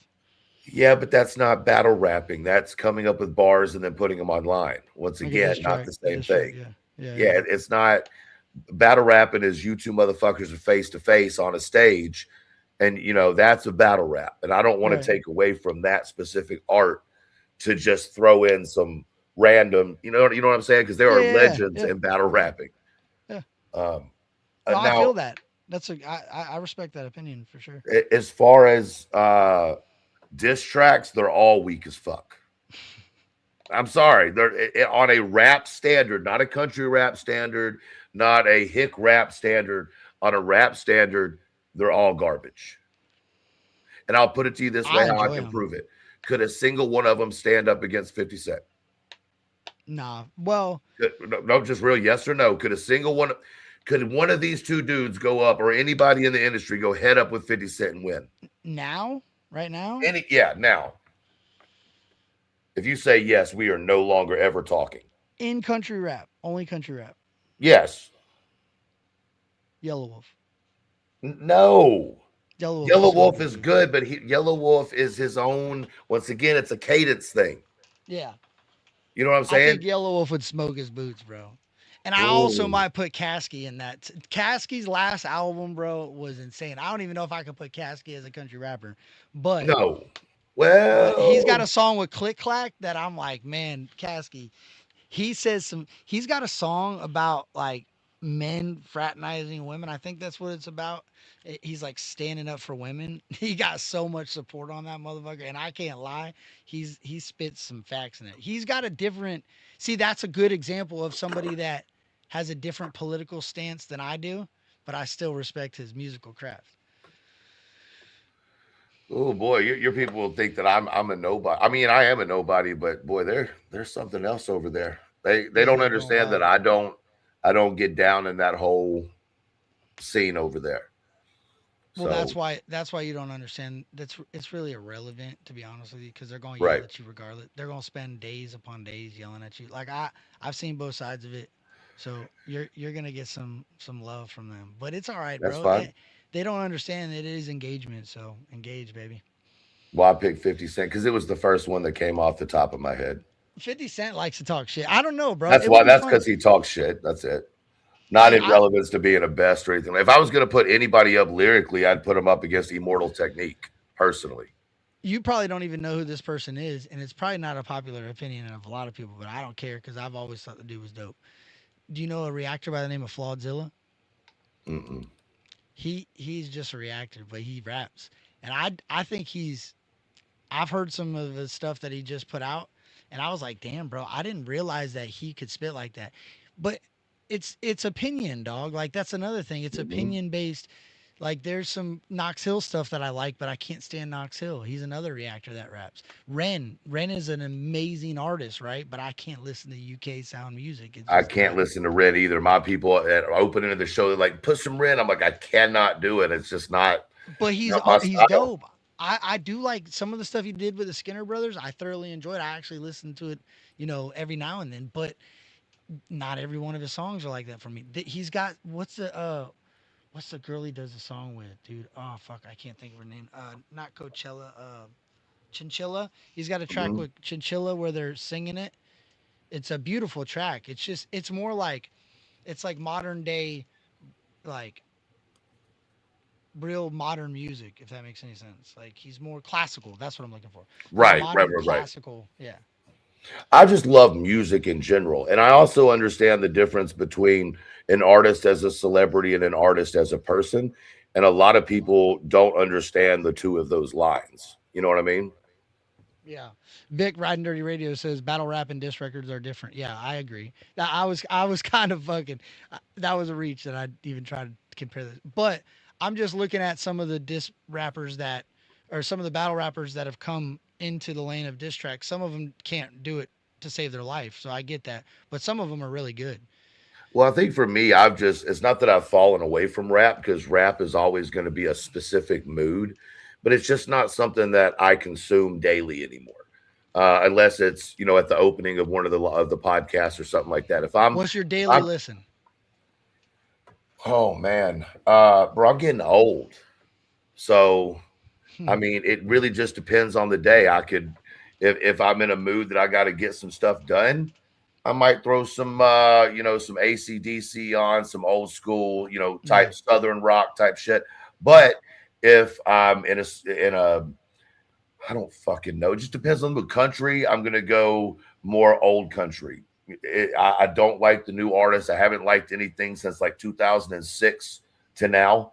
Like if it's not Reba or if it's not like Conway Twitty or if it's not you know, let's see, old school Alan Jackson, I'm not listening to it. But if you want to talk about like I like a lot of underground shit, and I've really started liking the fucking like the remix where they take like an old song, they make it country, or they'll make it metal or whatever. Yeah. That's fun to listen to. Yeah, I do too. I'll mess around and listen to. There's a mix that they do where they'll take two of them. They're Hmm. DJs, bro. I didn't Right, even know Shaq. I learned about a year ago that Shaq was as big of a DJ as he is. Like right. Shaquille O'Neal, bro, like spinning records out there. I forget what DJ Diesel, Hmm. but they'll mix that stuff. He does like EDM and dubstep, but he'll mix like crazy tracks together and blend them, and they sound like they're meant to go together. It's like, Right. wow, this is cool. Or they'll take a country song and turn it into a hip hop track. Yeah, there's a lot of that. Or they've done the where they take the hip hop and turn it into Southern rock, Yeah, and yeah, that's yeah, a yeah. whole different fucking a vibe. Yeah. And it really is dope. Country I've too. gotten yeah. And AI music has gotten to the point where it's getting better than some of the shit that's on the radio. I I agree. mean, I hate to say it, but as far as easy listening, And I didn't agree before. I used to think, nah, hell no. But I've actually grew to kind of like some of them, and the voice is getting better. So the I'll tell you voice the is one to I the point like, where it and I doesn't have sound robotic. right, and I like I don't know if any of y'all probably know, may not know who I'm talking about, but Tennessee Reaper. You know who that is? I don't, but I just know that, and I don't care to know. Really, I'd No, I'm rather not saying know. you know who that name is though. Yeah, I play them all the time. It's some of my That's fucking favorite crazy, AI dude. music. You know what I'm saying? That Like, is what that dude come from this lane of country rap. yeah, I'm just saying, but it's good ass AI music, right? Yeah. And it's Yeah. something that will make you vibe. You're like, all right. And the other one that does the song, my favorite part of my day is fucking yours up. Hmm. Should we play that one all the fucking time? Yeah, I mean, bro, to be honest with you, it's not something you could always listen to, but it is dope to kind of hear people how they've changed like old hip hop into classical music, or I'll hear them take like Eminem songs that were turned into like rock songs. And yeah, Yeah, it's not Eminem's voice, but you know the lyrics of it, and it's just cool to hear it in a different tone and a different like that's cadence one. and everything. They got one out now that is Tom McDonald, and it says God. It's the song's called "God Is Real." Have you heard it? No, Yo, I'm gonna play it real quick. I'm not a Tom McDonald fan, man. Well, it's not. can't- It's like AI Tom McDonald. I just can't get behind that. I mean, Well, people you know what? You're gonna have love to listen him, to but it anyway. yeah, all right. I didn't ask your It's permission. an AI version of it. Yeah, yeah. That's different, I guess. Just the same lyrics. Yeah. I don't know, bro. I just can't get behind it. Like, I think There he's was- just as much of a plant as anybody else. yeah, I don't know, dude. This is the song right here. I'll play it. Just a story we repeat. Some weak people need so they can't sleep. They say science got answers, faith is blind, but they never explain the soul or the mind. I seen evil wear smiles, seen pain feel pain, seen kids lose hope before they understand. Tell me chaos made love, accident made true, or maybe that lie's just easier to chew. I've been broken, I've been low, I've been lost. Pray with my back against the wall, counting cost. If God ain't real, explain the strength I didn't have. Somehow gain, yeah, God is real. I felt him when I had nothing left to feel. When the pills didn't work, when the money was stale. When the world said quit, something else prevailed. Yeah, God is real. Not a brand, not a trend, not a deal. You don't gotta believe what I reveal, but don't tell me I'm wrong. God is real. They use God for control, yeah. I see that too. Twist the book, bend the truth. Make him look cruel, but blame the hands, not the name they claim. People use God wrong, that don't mean he's fake. Church real, I won't deny. Hypocrites preach, living double lives. But faith ain't the building or the crowd. It's the voice that speaks when you're breaking down. I don't got all answers, I got scars, I got questions. I still take the God, but every time I try to walk alone, something pull me back when I lost control. Yeah, God is real. I felt peace when the chaos. What do you think? I just don't feel it's hard to get behind it because I don't feel emotion in it. Like the lyrics feel are that. emotion, but the voice is not. You can't really like it. That's you can't fake emotion. Feel You it. know what I'm saying? Yeah. Yeah. I feel that. Do you think that it's going to get to that point where the emotion is there? Bro, I heard a song the other day that I thought it was Juicy J. I legitimately thought it was Juicy J singing the song. So yeah, I think like even the pitch in his voice changed, and like he said a word one way and it kind of like had more grunge to it in the second. Like they're learning to change their cadence and their pitch through every, you know what I'm saying? Like it's not just this one scale of up and down Right. volumes. It's more of the catching every little emotion through the sound that's coming through the mic. So I think eventually, yeah, they're gonna be able to fake everything, dude. They're gonna. I think computers will outsmart us in 10 years. Like they're already there, but I think they're gonna completely eliminate like the fact you gotta think. Look what they already do, bro. You Right. could tell it what to do, and it's gonna make an image for you. You know what I'm saying? Like, Right. Well, it's weird. I mean, it's going to get there, I think, one way or the other. I'm trying to figure out.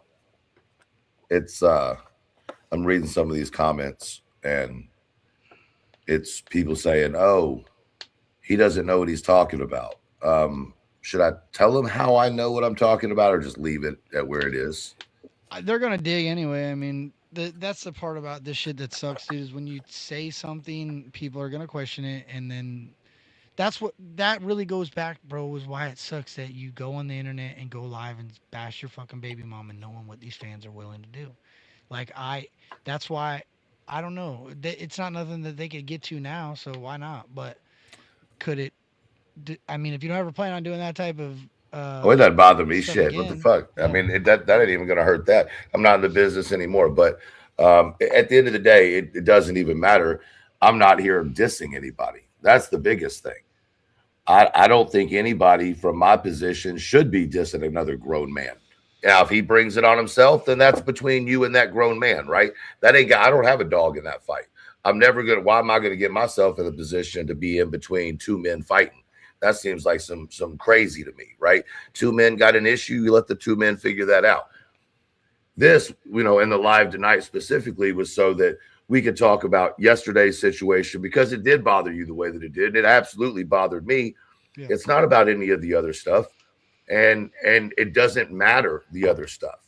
That was more to lead up to, hey, where we are now. And what the concern is, I think, for a lot of people who like myself, I'm still a fan of Ryan. I'm still a fan of Jelly and Struggle. These are people I'm a fan of, right? And so you don't ever want to see people fail. You don't ever want to see people have mental breakdowns or whatever else. You know what I Right. mean? Right. And well, in this situation, bro, it's like this. It's like when you've got behind something and you've enjoyed a lane of music so much, you kind of have to talk about it when it comes down to what happened yesterday. I Hmm. turned a blind eye and just kept my mouth shut and just distanced myself from the situation when it was all the other lying and manipulating people and treating people like shit and making false promises and all the things that happened that we can all see with our own eyes. It's when he put his fucking baby mama, Beth, and his daughter. Right. That's when I had like, damn, bro, I know how Yeah, I think happy he it was. bothered a I lot of know, people. I know how fucking happy he was when he found out Beth was pregnant. I know how much Right. that dude wanted a child. You know what I'm saying? And maybe we know what things do to you, bro. You don't realize what you got until it's gone, type of shit. So hopefully this opens his eyes, man. That goes for anybody in that situation. That's got, I mean, I can't imagine, being in that situation, but I couldn't also imagine handling it that way. So hopefully, he finds some guidance in all the craziness. And I think even people who don't like him don't want to see him fail. No one want, and if you like go out of your way to want to see someone fail, that's kind of fucked. Well, I want to apologize to the entire lane of country rap, whether it be the fan, the artist, whatever it is, people that just listen to this shit. Because I was definitely wrong in the things that I said. I was misled. It's not an excuse. I should have done better research and maybe reached out to some people before I started saying the things that I said. And I apologize to Adam Calhoun for um, continuing to fucking go at him when I probably knew that a lot of the shit was horseshit. And it is what it is. It's water over the bridge, but I hope that this lane of country rap makes it because in my honest opinion, watching what Big X the Plug's doing and Jay Wick, I don't know if you ever heard of Jay Wick, the pork chop sandwich kid signing with the Empire. I mean, even Post Malone has took a jab over into the so Jelly could see. This is what I thought. I'll keep it a buck. I thought Jelly was gonna roll back into rap and just Hmm. blow that shit out of the water because he made it into the country side, and then he turned that microphone on and put out a rap album every now and then. Put out a because that's what he said. If you go back, there's a video where he says he's gonna put out like two rap albums Hmm. within the 18 months and one country album. He's gonna do a rap album, a country album, and then a rap album. And I never seen it, and I was excited for it. I was like, "Damn, bro, he is gonna kind of." And I think that would have changed a lot of. I think he would have been bigger. I think he Hmm. would have went double the size he is. But I think country music would have rejected him. That's what I think the problem was. And I think his love for the people of country music grew bigger than his love for the people of rap. If I'm being honest, That's meaning an not interesting meaning the perspective. fans, I'm meaning the industry. Right. Getting to perform at the Grand Old Opry is a special opinion or a special. Where are you going to perform as a rapper? That No, I mean I get the point, and but I also think that there are some good, younger people coming up in the scene that may revitalize it. We'll see what happens. I think at the end of the day, that wasn't anything about what I wanted to talk about, or even that's that community, y'all's community over there, which is yeah, yeah, yeah, completely fine. yeah. I just want I'm more concerned about what point we're at now, just watching somebody that genuinely people either used to care about or still do currently care about. And you're seeing something that is that borderline of what in the fuck. Now, mind you, there may have been other times that that's occurred, but I haven't seen it. You know what I mean? I I'm haven't gonna keep followed it it a like buck, bro. It's way past borderline. that. Like Yeah. it's. I mean, when you're making the accusations that you're making without any receipts, your credibility is just fucking falling apart. And that's my point. And like when you say all these people are good people for so many years and then try to tell me every one of them is a piece of shit, it's like, man, And Mm. then you start hearing people like you, bro, that really haven't voiced your opinion on certain situations. And we've talked about things. And then there's other people in the industry that have never said a word on the internet that are now coming out and saying, wait a minute, bro, you want to really talk about what really has gone over the past couple Mhm. years? And those people reach out to me, and I'm like, you know what? I know the dude still got a heart and he's still a good dude. And that's what's always kept me from fucking saying anything about it. But it's like, damn, bro, like, go get help. If you ain't doing substances, go get some sort of fucking counseling. Something's bothering him to where, you know what I'm saying, that he needs to get it off his chest. And that's okay, bro. Men's health is super important. Like, Yeah, especially men's mental health is super, super, super fucking important. And it that's is, and why, yeah, go ahead. that should be My bad. part of the conversation too. You All the know, time. absolutely should be part of the conversation.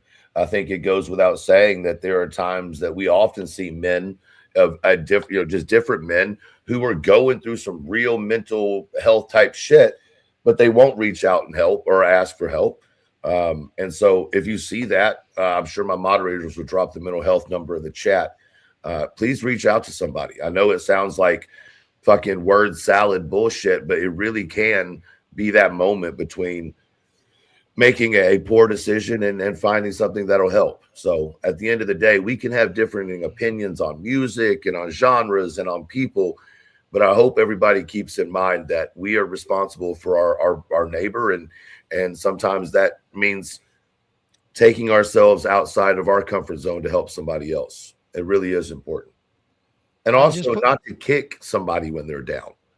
There's a fine line between talking about something and kicking somebody. Well, that's why I was on the fence about even doing something like this, and I probably wouldn't have had yesterday not occurred, right? Right. Because in my mind, I'm thinking, you know what, dude, this guy doesn't need any more people pushing him down. Like, he's already got enough.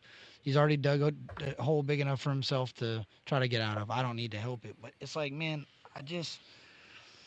I can't support a lane of music when that dude's supporting the lane of music and not, like, Say I something. don't know. Well, you just like Haystack. Haystack's a good example. Haystack's a piece of shit. Like, the things that he's done, his fucking rap sheet is horrible. Absolutely.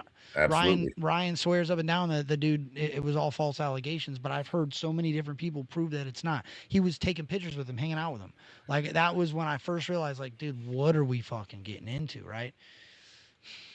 I I just I don't know, bro. I don't want somebody to mention Haystack as the leader of this when you look up the dude's fucking record and he's all over the. But it You know what does I'm suck. saying? Yeah, it does. And that's why when I said that in the beginning, it's like I hate to say it that way because you don't want to give anybody that No, type of recognition. But no. it's I don't know, man. I really here at the end of the day, I think what's really important, and that I don't get offended by what people say like that. It is what it is in the comments and shit. I just want people to understand that, like from my perspective, it's all about love. It's all about, hey, something's gotta do better or be better, because this is a shocking thing to see. Whether you like the guy, you don't like the guy, you know, Yeah, no. it's something that is a shocking thing as a grown ass man to see another man seem to be absolutely spiraling. And like And I said, anybody that tries to help me fucking kicks him away and labels him a bad person. And that's where it sucks because I will say this: if you are able to say anything to him, you have to be careful, right? mm, And is it worth somebody just shutting you down and you getting one word in about it to try to help that situation? It ain't gonna change nothing. And I had to accept that, bro. I remember when I was going through some similar shit that he's going through, right? And probably you have and plenty of other people. mhm. Nobody could tell you shit, dude. You had to want to change. Oh, for sure. That's what it is, bro. And if you don't want to change, you ain't gonna change no matter what anybody tells you, no matter what anybody goes live and talks about. It ain't gonna change a fucking thing.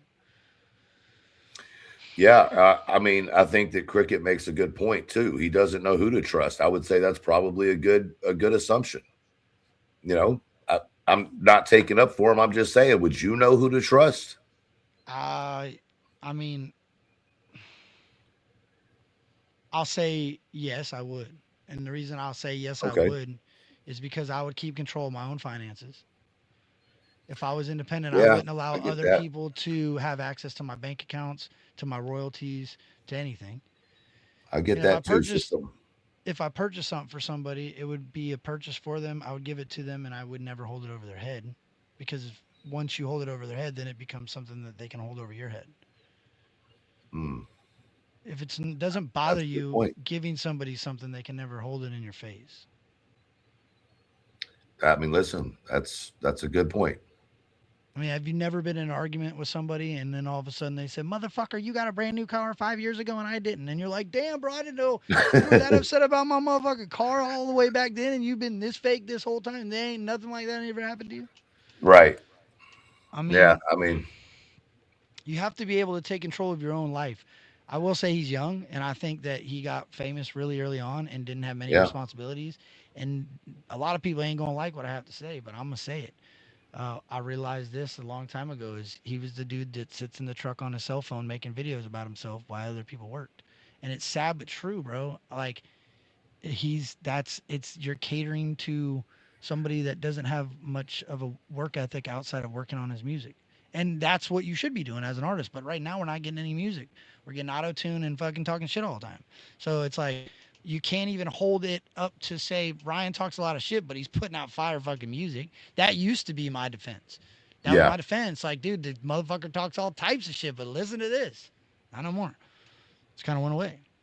So, and it ain't a bash, dude. It's an opinion on the internet, and me and Truth's opinion don't mean shit. It just is our opinion. Yeah. No, it doesn't mean a damn when the at the end of the day. It just means that people are noticing and people are watching, I mean, which I'm sure they've been doing anyway. Like I said, I have no, connection other than having conversations with you with that whole side of things. Bro, when are Uh, you running another sale on the channel? I know you're Probably probably not. you're not doing them no more. Now we're gonna move over to whatnot. Oh, yeah, but even then, bro, whatnot. Okay, that's nice. That's not a bad idea. I mean, we've I been gotta get running a with little it. bit over there, but yeah, Yeah, it's a good platform. You can do pretty well over there. I got all these sports cards that I collect that I would not mind getting rid of some of them, but I got a lot of Well, them. So, we'll talk off here and maybe we can figure out a plan on that. oh my gosh, yeah, you're right. It's better off. Listen, bro. I really appreciate you doing this. I know people are not going to be happy that this happened, and it is what it is. Um, but it kind of allowed me not to have to deal with that shit no more. Like it's out, it's done. I don't agree with none of the shit that's happening, and you move on, right? Yeah, I mean, like I said, you are yourself in your life, and sometimes you have to step up and make apologies and amends. That's just what it is. It's not comfortable. And the funny thing about all this is, I have absolutely no idea, Dion, what he's apologizing for. Like Yeah, zero idea whatsoever. But if they you feel know. like you need to, yeah, I'm sure they do. But I have zero idea. I'll say But what it I'm is, bro. I listened to a bunch of shit about Adam Calhoun that was not true, and then I also, like, there was supposedly Adam Ryan made some album cover, and he told me about some fucking story. Just crazy off the wall shit, like just things about people that are so unbelievable. Adam signed Broadnax and Shelfton was one example I gave you, right? That mhm. was not fucking. Uh, there was a diss track. There was this is just to get the fucking lane shaken up and people to get talking about country rap again, but we really don't hate each other. And then it turned out they absolutely fucking hate each other. And then it was poke the bear until the bear bites back, and then fucking throw your hands up and say, I didn't do anything. It was a lot of fucking cat and mouse, bro. I was a pawn, right? And I see that, and it was my own actions that allowed me to become a pawn, right? I can't become a pawn if I stand firm on what I believe in, but I didn't, and that's what I'm apologizing for not standing on what I believe in and spreading things around that I knew were probably a little bit of a stretch of the truth.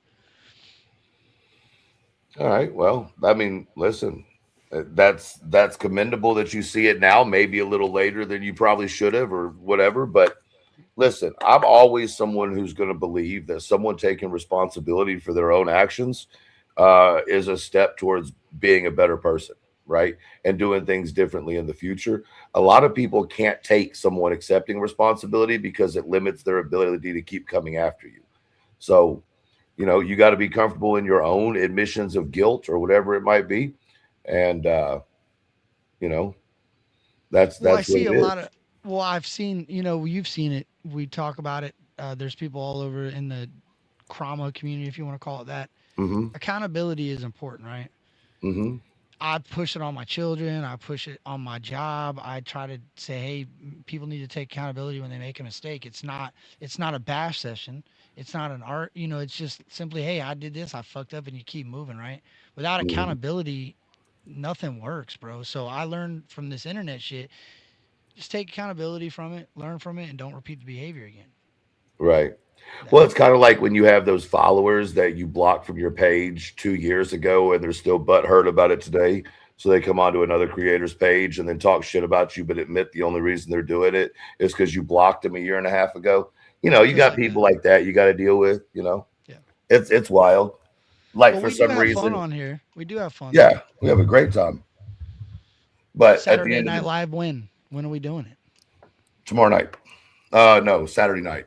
Obviously, Saturday Night That's Live. Valentine's Day. Yeah. I don't know if I can make that one. What you got? You gonna do something all super sweet or some shit like that? Maybe I can't give my secrets away, bro. Cause Oh, especially because I'm well, live, and then what if my secret's watching? well, you should be treating her with extreme class every single day, and you don't have to spend a specific day to do it. But whatever, enjoy that. I'm trying not to let her run away or get kidnapped tomorrow. Lord Jesus, Just saying, bro. Hey, I'm Lord. trying to lighten the mood a little bit, bro. I know it's a sensitive subject, but fuck, man, British it Bulldog's like, sucks. I'm so out of the loop, and I'm sitting over here going, I'm getting attacked because I'm out of the loop. The No, fuck? Bull. Okay, so British Bulldog ain't. He used to be a diehard supporter of Ryan Upchurch, diehard supporter of Ryan Upchurch, and he had to stop because of his opinions on political stuff that he didn't agree with, and he was saying some pretty outlandish things at the time. So British Bulldog don't even pay. He used to support the whole lane. He made all these flyers and a radio station and everything, try to push the lane to more. And he's from the UK. He tried to push the lane to more people and get people to find country rappers, and it just fucking backfired in his face. And I feel bad for him, man. I really do. Appreciate that, Vic. Yeah, I don't have a dog in this fight other than the fact of giving a platform for conversation. Well, you do have opinions on it. I That's do. crazy because you've been a part of it, and that's, you know what I Um, mean. well, when it came to Ryan, I mean, my time with Ryan was um, maybe 6 months or so, and it was all on the road. It was all, you know, Thursday to Sunday type shit. And I don't have negative stories to put out there about Ryan because that's not what I experienced in the time that I was with him. Where there are Right. things that happen that you're like, you know, yeah, of course, but for me, I didn't have the experience that a lot of people are seeing now. I can speak of the good things I saw Ryan do. I also saw shitty things that Ryan did. But for me, it was never my place to like, I don't, you know, this, I don't speak on the shit. It's not because my experiences with him don't coordinate with a lot of other people's because I saw a different side of him. Right. Right. And I'm Right. not going to sit on here and dog somebody for experiences I didn't have. Right. Like I'm not just going to, but I also saw how there were things that he did to people in my own city that I really care about that also I know. You know what I'm saying? So at the end of the day, I think people have forgotten that at one time, Ryan was an incredibly good artist who was switching between multiple genres and was blowing up people's minds and radios, in as even as an independent artist. So it is what it is. No, that's what I'm saying. I agree with that, and I'm trying Hold to on a remove second. it. Hold on a second. Yeah, it's called being a protection agent and being their bodyguard. So yeah, you do it in contracts. I don't know if you understand how this works, but Mm. yeah, that's how it works. Well, not only that, bro. When you even just having an experience with somebody for an extended amount of time, and you know them from the internet, you see the type Mhm. of person they are, right? Yeah, I'm willing to bet that the type of person you're seeing now and the type of person that you experienced are different, right? Probably so, yeah. And But we talked about this before the show because that's where the problem comes in is like everybody knows what they see now. I only know Ryan from that time when I was there, when I worked that time with that time period with them. And that's it. That's all I can speak on. And that's all I'm going to speak on. Because right, other than that, It's everybody else's experiences that I'm not going to speak on because I can't. Well, I've heard it both sides. That's why I brought that up. Is I've also heard Right. people say that everything he says he is the opposite of what he is. And the problem is it's hard to believe that that's not true because of so many lies that have come from him and what is happening right now. Like if you're not going to defend your child, how are you going to defend anybody else? Hmm. Facts. I No just facts. I I, I don't like men that aren't fucking catering to their children. I think they're clowns. I think I talk bad about this dude called Martin Speaks because he fucking abandoned his children, right? Right. So why would I, like we talked about earlier, why am I holding somebody else to a different standard because they used to make good music? I get it. No, and I get it And 110%. that's where people can't say anything about you being anybody, truth, because if you're just basing it off of that situation, you have a right to talk about it, right? Period. You've seen a side of Ryan that was good, and now you're Mhm. seeing a side of Ryan that was bad. And that's the Right. observation, and that's where it fucking ends. That's it. For me, anyway, it's Right. nothing. There's no hate with it. It's literally, this was my experience. And I also can tell you it's been what, KDL Fest time. So it's been some years ago. Yeah, well, it is what it is, bro. People are gonna hate on an opinion regardless. If you ain't agreeing with what they agree with, then they're gonna be upset about it. And that's the society and the world we live in. And I Right. had to the country rap lane taught me that because there was a lot of things that I was doing that people didn't agree with, and that was all right. There's a lot of things that you do. I see you get a lot of hate for. For Uh, sure. so it is what it is. If I base my opinion off of what other people thought of truth, I probably wouldn't like truth either. You get what I'm saying? Like, Right. not saying you're a bad dude by any stretch of the imagination, but based off of this guy's comments that spazzing out and losing his mind in here, I should think you're a piece of shit and you're this and Right. that and this and then liar and all these things. So you have to learn that you have to before you, what I learned is before I speak about the character of a man, I should learn about said man. You get what I'm saying? Facts. Well, you know me, I rub people raw anyway. It's just what I do. I'm used to it, so it doesn't hurt my feelings. Yeah. I No, mean, no, I get it. it just doesn't. Here's the thing. I think people need to understand is that first of all, the older you get, the less give a fuck you have for other people's opinion. Yeah, That, 100%. that's number one. And number two, I think when you get a chance to have blessings and get a chance to live a sober life again, you take a whole lot of your judgment out of your life and reserve it for a necessary time. You know what I mean? You don't have to always be an angry motherfucker. You don't always have to hate the world. You can find some love in the world and be okay with that no matter where you come from. Does that make Thanks. sense? Yes, And sir. everybody can have the hate, they can have the anger. That's cool. But I've spent enough of my life full of anger and hate. Well, I got to do it in my 40s. The fuck? That's what I got to learn, bro. I am very and I think it has a lot to do with, and I'll be real, I think it has a lot to do with keeping a lot of this shit kind of locked away and not Hmm. giving opinions on things at times when I really think I should because I just don't want to deal with the bullshit that comes attached with it, right? But that, as a man, I know ain't healthy. I know it ain't. It's not good for your fucking mental health, right? Right. And I think that's what we're watching unfold too a little bit is I think it's somebody that really should talk about a lot of these problems that he has with people rather than try to speculate and falsify truth to make a fan base upset at somebody, right? For sure. It don't work anymore, truth. Let's be honest. Nowadays the internet's too big.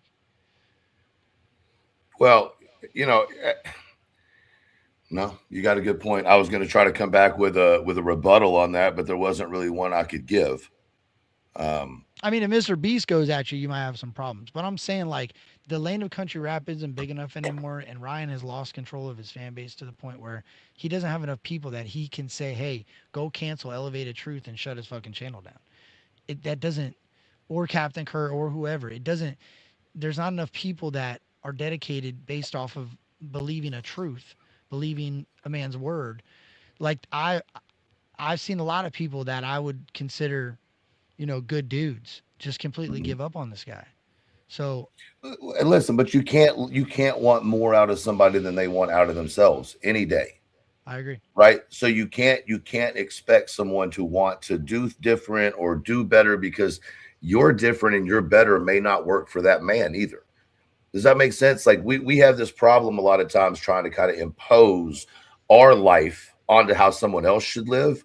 Hmm. And I think that the only difference in this situation is we agree that when a child gets brought into it, now that's an element that really is not an okay situation. You know what I mean? Well, my dad was a complete piece of shit. Mhm. I'll at least give him the credit to say rest in peace because he did create me. But with that being said, I can't get down with not doing everything you can to be around your child, even if, like, I'll say this, even if a woman's completely batshit crazy and you can't fucking stand her long enough to be able to see your child. You know what I'm saying? Like, be man enough to shut your fucking mouth and deal with seeing your child. Don't run out and get a restraining order on your baby mama, because how are you gonna see your kid? That's the way I look at that. You're gonna have to meet with a police officer every day that you want to see your child. You know how bad you're gonna fuck up that child. Trust me, it's not worth it. It's not worth it for what? Because you're mad at your baby mama? I don't know, dude. I don't know, bro. I maybe it's just a different part of your man and dad brain that is activated at a different point in your life. I don't know. Brian, you're you're trying to make excuses for something that none of us understand, and I get I, it. I can appreciate it. I'm going to stop you on it though, because you're sounding a little silly. No yeah, disrespect, but you're trying to make excuses for something that your heart just doesn't feel. You feel that? Like, I right. mean, Yeah, yeah. and at the end of the day, once again, maybe it's an age thing, right? But it is okay to not like someone and agree with them, and to also like someone and disagree with them or disagree with their actions, right? There's been a lot of times in my life people that love me absolutely disagreed with my actions. So Mm, two can be the same. It yeah. doesn't always have to be a separation of I hate, I love. It doesn't have to always be that way. But I also look at it as if I come on the internet tomorrow and said, "Hey, my fucking wife and my kid are missing, and I just called the cops on my wife because she kidnapped my kid," I would expect the internet to say, "Kurt, you're a piece of shit. Why are you hitting the live button?" So I see both sides of what you're saying, but I have to keep putting myself over there in the shoes and going, "What are we doing?" Like, Well, I wouldn't the can't. first question, but hold on, wouldn't the first thing be first? That's not against. You would tell your friend that's not kidnapping and that's not against the law because How do you that's not tell them how when it nobody works. can? Yeah, but how do you tell the friend when the friend has no friends left around him? Well, that's not a you issue. That's a them issue. Right? I mean, once again, you can discuss it here on the panel, but at the end of the day, if he's not going to pick up a phone call for you or a text message, you're allowing too much emotion to be involved. I mean, I'm just keeping it 100 with you. Yeah. No, you're right. But I could see that you put a lot of time into him, and you've also self-admittedly said you caused a bunch of drama, which that's not hard for me to believe if you want me to be honest Well, with you. well. Let me. I wouldn't. It wasn't intentional, but it was definitely misguided. And at Okay. times, I think there was a stretch. Like, and I thought, in my eyes, I thought, yeah, we're just making it bigger than it needs to be in order to be a little bit more Yeah, you theatrical referenced to it. like a WWF type thing earlier, Yeah, like kind yeah, of yeah, poking the yeah. story. Yep. Is that because that's how it was presented to you to do? Yes, and it's funny because not long ago, I heard a recording. It was Ryan calling Adam Calhoun and saying it was going to be like the biggest show ever in country rap, and I can't wait to fake fucking battle you. And I was like, man, I'm such a fucking stupid ass, bro, because I knew that all of it wasn't completely true, but I didn't know it all was fucking a lie. I thought there was, like, how people exaggerate the truth a little Yeah. bit. I thought that's what it was. So I always skated the line of not getting too particular on what I was talking about. And there was times I crossed that line 100%, but it was all fucking lies, dude. It was all a bunch of fucking smoke and mirrors, and it was made to be the smoke and mirrors. And that's the fucking sad part, is that rather than just saying, "Hey, tuck your tail, I was wrong, I fucking should have shut the fuck up," now we're accusing people of going to Mexico to traffic people. Like, I I don't know, That's dude. wild. That's This wild. I fucking can't Some of say the it's not. people live in my town, bro. Like, Hard Target lives in my fucking town. So I now you're talking about people that live in my town trafficking people, and it's like, I can't fucking figure that out, dude. I don't See, I know, don't know truth. anything about that. Sounds like crazy talk. I don't. That's what I'm saying, bro. And I apologize for you not knowing and talking on it, but fuck, dude. Like It's that's wild talk. yeah. Well, you had some interactions with some of the people that, and you don't Mhm. have complete agreements of the people that they were good people, right? Like there's Right. people that you could say in his inner circle that you didn't like at all, and you knew they were fucking Absolutely. snakes. Absolutely. But he's always said how good they are, right? How they're fucking Because solid people. listen, but once again, you know, I'll leave it at this because I don't want to dig on it as much as I think a lot of people would. I think ultimately it's like when you trust your best friend, right? Let's give you an example. If you've got a ride or die best friend you trust, Hmm. no matter what anybody else says, if your best friend says, no, that's not the case, you're ride or die, you won't even question it, right? Like you're past the even questioning anything. Yeah. If they say it, it's how it is. And I Yeah. think that's the way it became, unfortunately. And then once you get that separation and you get full control, whoever it might be, to speak for, sign for, whatever, it's a slippery hill from there. Well, I know I fucked up because I made this statement once, and it generally holds true. See, if I hold value to your morals and your standards in life as a man, and I believe in you and what you're doing, like I did with Ryan, I made this statement. I said, bro, I'm riding with you. Even if you're fucking wrong, I'm riding with you. And I made that statement, and I think it at that point is when he knew, like, hey, I could pretty much tell this dude whatever the fuck I want to tell I him. would You know never what I'm make saying? that statement. There's the difference. But I did. See, that's what I'm saying. And I get that. But it would go true. Like I got friends that I would literally stand by regardless. It depends on what it is. You know what I'm Mhm. saying? Like this shit that happened now. This is a prime example. Essentially, I was fucking standing. I wasn't saying nothing. I was keeping my mouth shut. Even I wasn't supporting it, but I wasn't fucking disagreeing with it. Now it Right. crossed the line where it's like, yeah, so I get what you're saying. Yeah, I fucked up on allowing a person to have a little bit too much control over what I believed in. But at the end of the day, that's what Well, I and the mean. important thing at the end of all of this is if somebody was in jeopardy, felt in jeopardy, didn't feel safe where they were, and they decided to leave, uh, then they have the right to do that. I don't give a fuck what the situation is. If you're a female or a male and you're ever in a situation with your children and you don't feel comfortable, you have the right to get the fuck out and don't let anybody ever tell you that you can't. I don't Right. give a fuck what the reason is. And But anybody that would try to keep you from leaving, that tells you everything right there. And I'm gonna leave. That's where I stand with that. If you're ever, I don't give a fuck. Your husband, your mama, your granny, your grandpa. I don't give a fuck. You feel uncomfortable and you want to leave, get the fuck up and leave. And if they try to stop you, then you do what you got to do to leave. I will never get on someone for leaving if they feel unsafe, regardless of who it is. hmm, You know what I mean?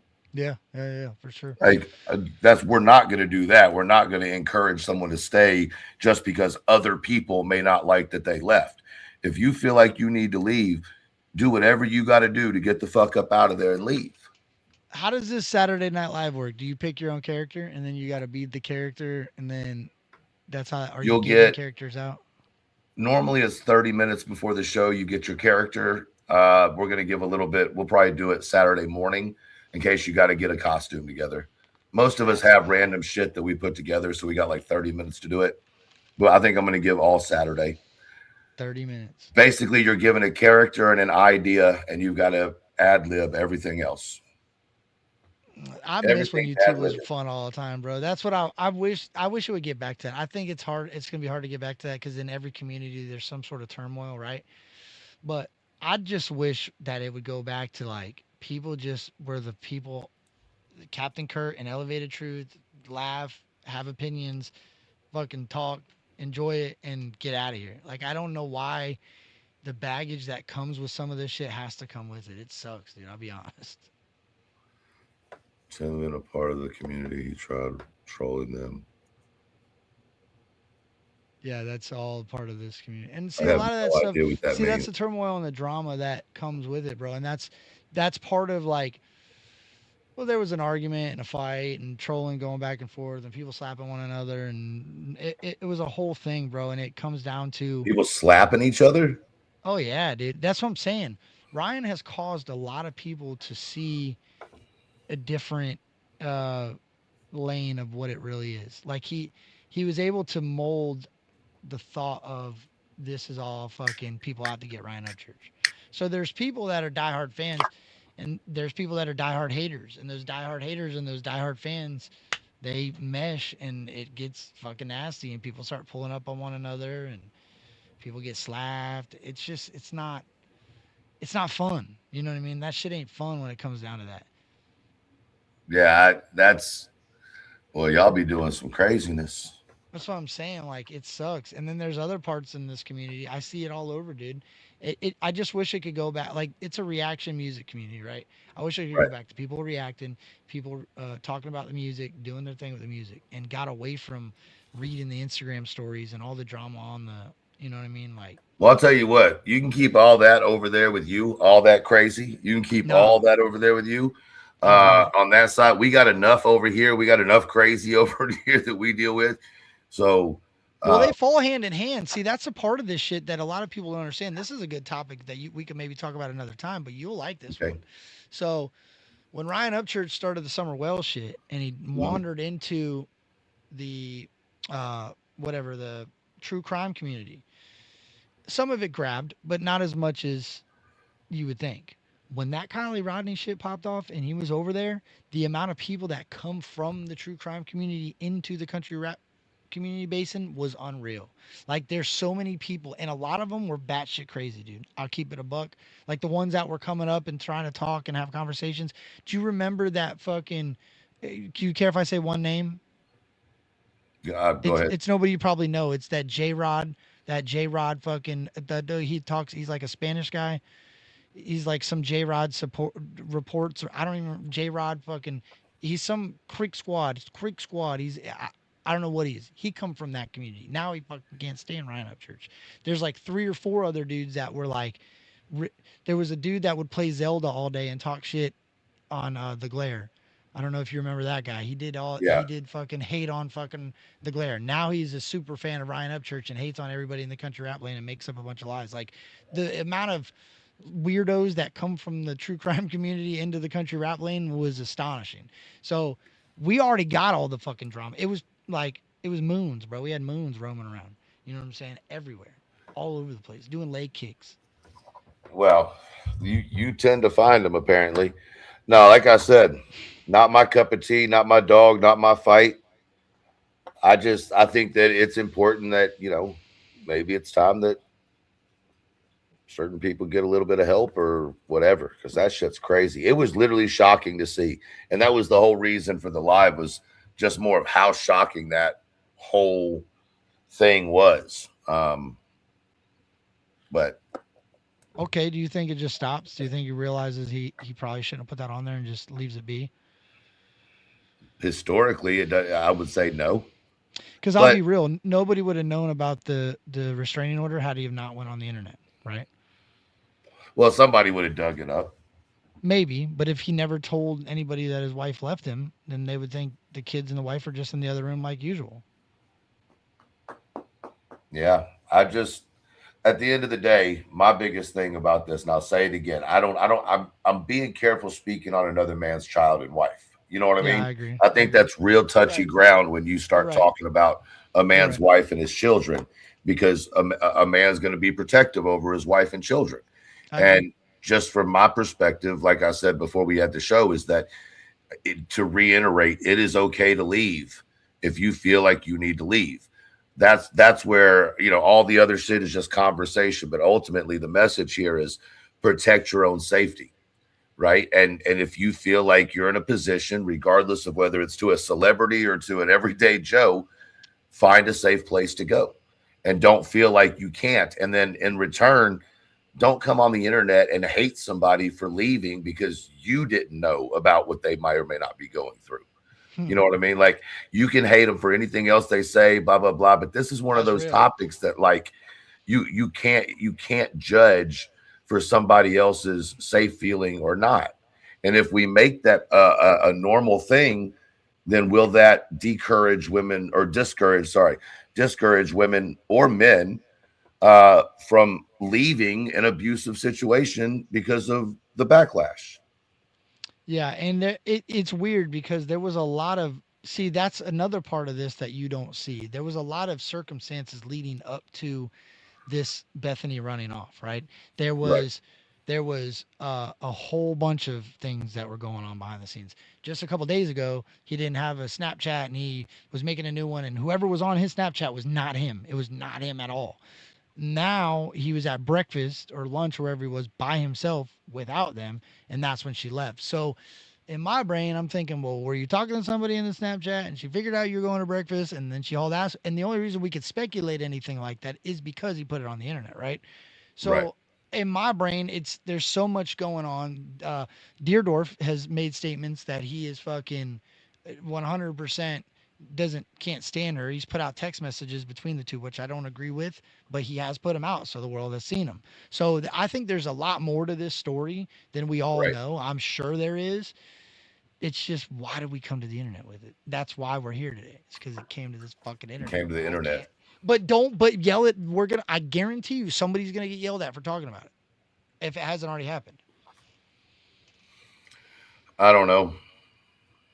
Let's Truth, see. I really appreciate you, bro. Like, it's cool to be able to talk to somebody that doesn't have a dog in the fight or doesn't have an opinion based off of the support of another artist, if that makes sense. Right. I don't. Like I said, when we talked about it before the show, there's no way that I can go on and talk shit about somebody. Even I mean, there were disagreements, right? We talked about that. There were things that happened that I wasn't happy with, but those are business things, not social media things. And I think a lot of times people have, especially now, they confuse the two. And if you're in a business arrangement with someone, you have to treat it like a business. If you're in a, personal relationship with it, you handle it in a personal manner. And if you're in a, you know, social media, then it's different. You know what I'm saying? So Right. at the end of the day, everybody has flaws. I just think that it's gotten to a point where people have followed it for so long. So a lot of people have some really heavy feelings either by things that have been done or whatever.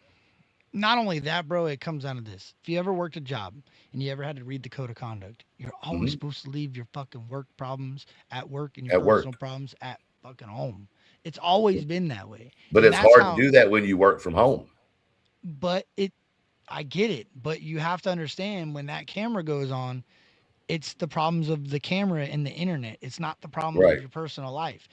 I think the separation that people get is they start putting the problems they're having on the internet in their life and vice versa. And then they're upset because people are digging into their personal life. Well, if nobody knew, like, I'm going through shit, but I'm damn sure not going to come to the internet to tell everybody what I'm going through. I'm going to talk to my friends and I'm going to see, maybe a counselor, depending on what it may be, and see if they can help me correct the problem, or go to somebody at work that I'm having the problem with and address it there. Right. That's how we would do it as content creators. If me and you were having a problem, we would go to one another and talk about it. And if it didn't work, then we might bring it to our fucking work, and then somebody's Most gonna get in most trouble people. for talking shit. Most Yeah, yeah, yeah, most yeah. people, but not all. Listen, I'm gonna Right. have to take a couple seconds. My dog is giving me hell because she needs to go out. So y'all give me 1 minute. I'm gonna throw up a little screen over or whatever, and y'all give me just a minute. You can keep talking if you want to. I'm just gonna throw Bet this I'll read the chat. I'll screen. look in the chat.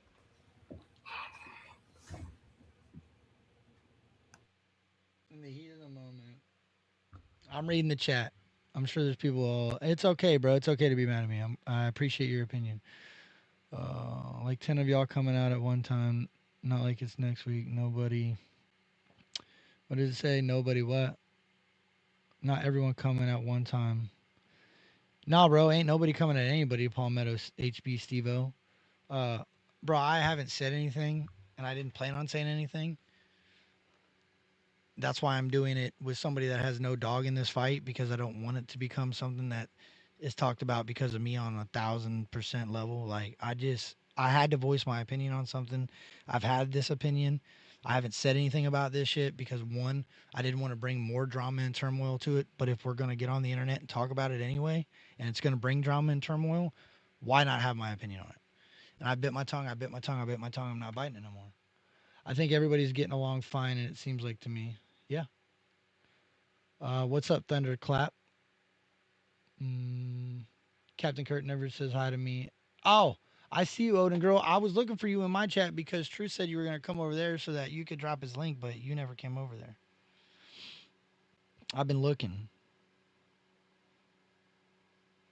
And bro, at the end of the day, I'm just upset as a dad, as a man that's looking at the situation like, bro, talk your shit and have your problems with these dudes online, whatever. I don't have to agree with it. I don't have to think it's cool, but stop going after your fucking family, dude. Stop going after especially your daughter. Because you could say you're not going after her, but going after the mother of your child is an extension of your child at this point. Until your child can walk, until your child can make decisions on her own that are educated, the mother and the father should completely be intact in the children's life, and there should be some sort of co-parenting if you guys can't live together. And you shouldn't even have to be talking about. I shouldn't even have to be addressing this on the internet. People should just fucking. It's such a frustrating topic. I didn't see you, Odin girl. My bad. I might thunderclap. I don't know. Maybe not though. Probably not. I'll be honest. Probably not. All right, I'm back. Anyway, it's been an interesting conversation. You know what I mean? I mean, really, at the end of the day, I'm glad you were able to kind of speak on, what you thought. Listen, people are going to take from this what they want to take from it, twist it, Right. turn it, flip it. That's what people do. Right. That's the internet. Um, at the end of the day, you spoke on what you wanted to speak about. And like from my perspective, I also had to give the other side of Ryan. You know what I mean? Because everybody is, and I don't have a dog in the fight, not one. I can only speak on my personal experience when I was around him in the camp. Um, and at the end You of know the what day, the hardest part is, though, truth, and I'm what's sorry that? for interrupting you, but No, go I ahead. just want to make this clear because Hmm. I think you can understand it. The Hmm. hardest part for me is I know that I'm a good dude, right? Hmm. But I come from a really fucked up dude. If that makes any sense. I abused a lot of drugs and I made a lot of bad decisions in my life, right? And I Okay. did things that I would never, like I asked you, would you let the old truth in Truth's house today? And you said no. And I Hmm. agree. I wouldn't stay as far as I fucking could from me. And Right. I am actually very judgmental. I know they say you shouldn't judge, but I have to judge people in order to stay sober. Because if I don't judge people, that's what I did when I was an addict. And I just thought they were good people. Turns out they were doing more shit and more heinous shit than I was doing, but I'd surrounded myself with them. And you hang around a barbershop long enough, you're going to get a haircut, right? Hmm. So that was the idea. So in my heart, I know that there's a good dude in there, right? But the point of it is right now he's just not being that good dude that I know is there. That's the hardest part of this whole fucking situation, It sounds right? like, I mean, not sounding like a dick, but it sounds like you need to go have a conversation with someone smarter than you. Well, I just mean like I think as a fan, bro, if we're just doing it as a fan, Oh, like okay. I see what you're saying. Yeah, yeah. I think fans even are looking in going, "Damn, bro, my, I know this for a fact. I've heard people contest to this. There's people that he's changed their life. I know a guy Sure. personally that was going through a very dark time in his life, and it literally saved his life listening to Ryan Upchurch's music. So Hmm. that person their life has been changed and saved in their mind, right? And you got a guy that is doing things that is not what they stand for, right? So it's affecting people's mental health, whether he understands that or not. There's people that would have done anything for Ryan Upchurch that have want But hold nothing to on. do with him now. You But know what I'm once saying? again, yes, but It's a I have to parasocial point out, relationship. you're responsible for what you do to people, but you're not responsible for how people process that. And I know Right. that sounds really shitty, like, because it's a double-edged sword, but people are going to process things differently.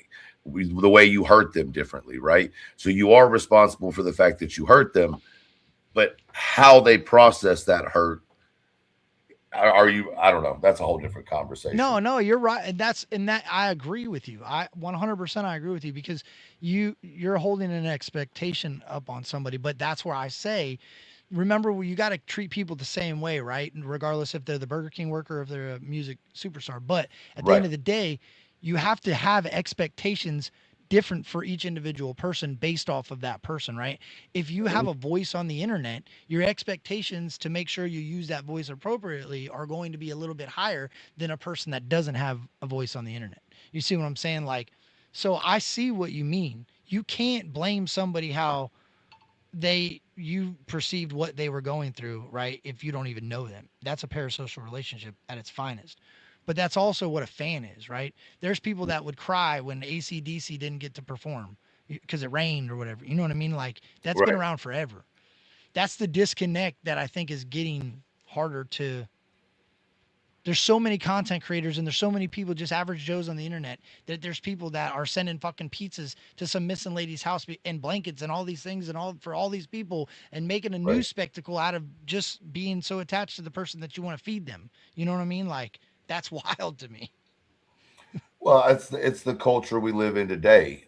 It's almost like celebrifying, random or random people. Um, here's the interesting thing about all of this, and I'm going to bring it kind of to a close here because otherwise we're kind of beating a dead Yeah, horse. yeah, yeah, for sure. I Um, agree. and I in no way, um, I think there's a lot of different people who have a lot of different motives, and I've noticed that from the chat, and that's normal. This seems a little bit more than I'm used to with Mhm. Well, they're certain already things, bringing my but wife's name up in the chat, and she hasn't even said anything here. So that's what I'm saying. Like you see where it's you're holding your expectations higher to somebody, but a bunch of people that support them doesn't have those same expectations. If that makes any sense. yeah, I don't even know who your wife is, Yeah, but that's what I'm saying. Right, right, right. But you and I you don't. see what? Yeah, yeah.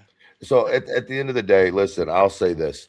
my You bad. know, no, you're good. I just from my channel, the way that I am, I have to reiterate my perspective on all of this. I see a man that, in my opinion, is not the same individual that I once knew, Hmm. right? And he seems like he is in a much darker place now than the time that I knew him. And for that, um, I personally hope that he seeks some type of refuge from whatever he's battling. And that's as honest to God as I can be. I'm not here to discuss all the other things at the end of the day. I just know that I see a man in pain and as another human being who saw him in a time where he was happy and where things were going well for him. And I saw that radiant artist, you know what I mean? Yeah. Um, I want to see that again. And if not that, I want him to find his peace because there's nothing worse I could imagine than losing custody of your daughter or being able to see your daughter every day or your son or whatever, you know what I mean, as a parent. And Right. sometimes really, really um, shitty things have to happen in life for you to learn the value of what you had or have. So, in saying that, I'll say I appreciate you sharing your feelings and kind of your perspective. I want to reiterate to the chat if you're battling any type of mental health or questions about your value and your necessity here on this earth, please reach out to one of the numbers that my moderators will put into the chat. It's very important that we take the stigma away from men talking, right? It doesn't make you a bitch. It doesn't make you a coward. It doesn't make you any of those things. It makes you a fucking warrior. And if you don't like that, fuck off. That's kind of Hmm. the way I feel on it. I've like buried people that decided it was too rough. And it's because people like me and you haven't been loud enough saying that it is Yep. okay to Yep. say enough is enough and need to talk to someone. So That's real, bro. I respect that and I appreciate that. That was well said. I don't even have anything to add to that. I appreciate you letting me uh, say my piece and my part of it, and then take it for what it is. It's not. I'm not telling anybody anything to sway your opinion. I'm telling you what my opinion is and my feelings. And that's I appreciate it. Truth. I can't wait to do some fun with you, bro. I like that you guys have fun over here. yeah, I this is way appreciate your too chat. serious for me, bro. It Like this is. is way too serious for me. It is. I Ooh. appreciate your chat though. Your chat's always cool. I mean, it's fun over here, dude. It is. Um, Mhm. yeah, it is too serious, and it's hard to lighten shit up. Like I've tried to find little spots to throw, like to lighten the mood, and it's tough because I don't know, man. No, I get it. And normally we're about, the humor and all that, but there's nothing that's humorous about mental health or substance abuse. And I'm not gonna accuse anybody of any of those things. I just think that if we use our common sense, we know that something's wrong. And there is one thing that I know that without fail, Ryan has to understand, and that's that his child comes first. And I do think that he understands that. Maybe he's not doing it the right way, but God, I hope that's the I case. think the internet really fucks with people, dude. What this boils down to, I'm just really grateful that during my addiction, the internet wasn't what it is today. That's what I will say. I think the internet paints a picture. People don't understand what addiction looks like because they've never gone through it, right? So they're Right. looking in at something that is like it's like going to a zoo and seeing something you've never seen before. You're like, holy shit.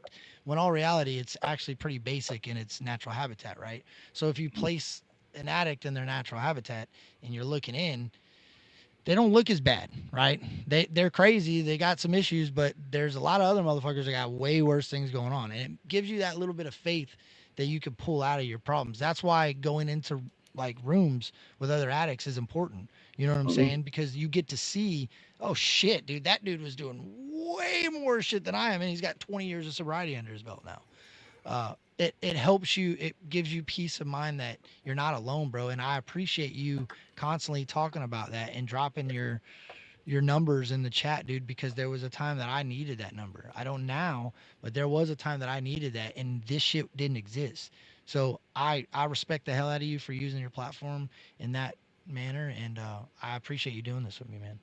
For sure, man. And anytime next time it's going to be more humor, though. We won't be doing Yeah. the serious shit because, like I said, you know me, I find humor in everything, but I also I know how quickly people can take things and spin it, and that causes damage too. So I can't emphasize enough that at the end of the day, love always wins, and it doesn't have to be that sappy fucking heart love. It can be, you know, hard love is real. And sometimes that's what it takes is a little bit of reality and hard love and not coming from a hateful place.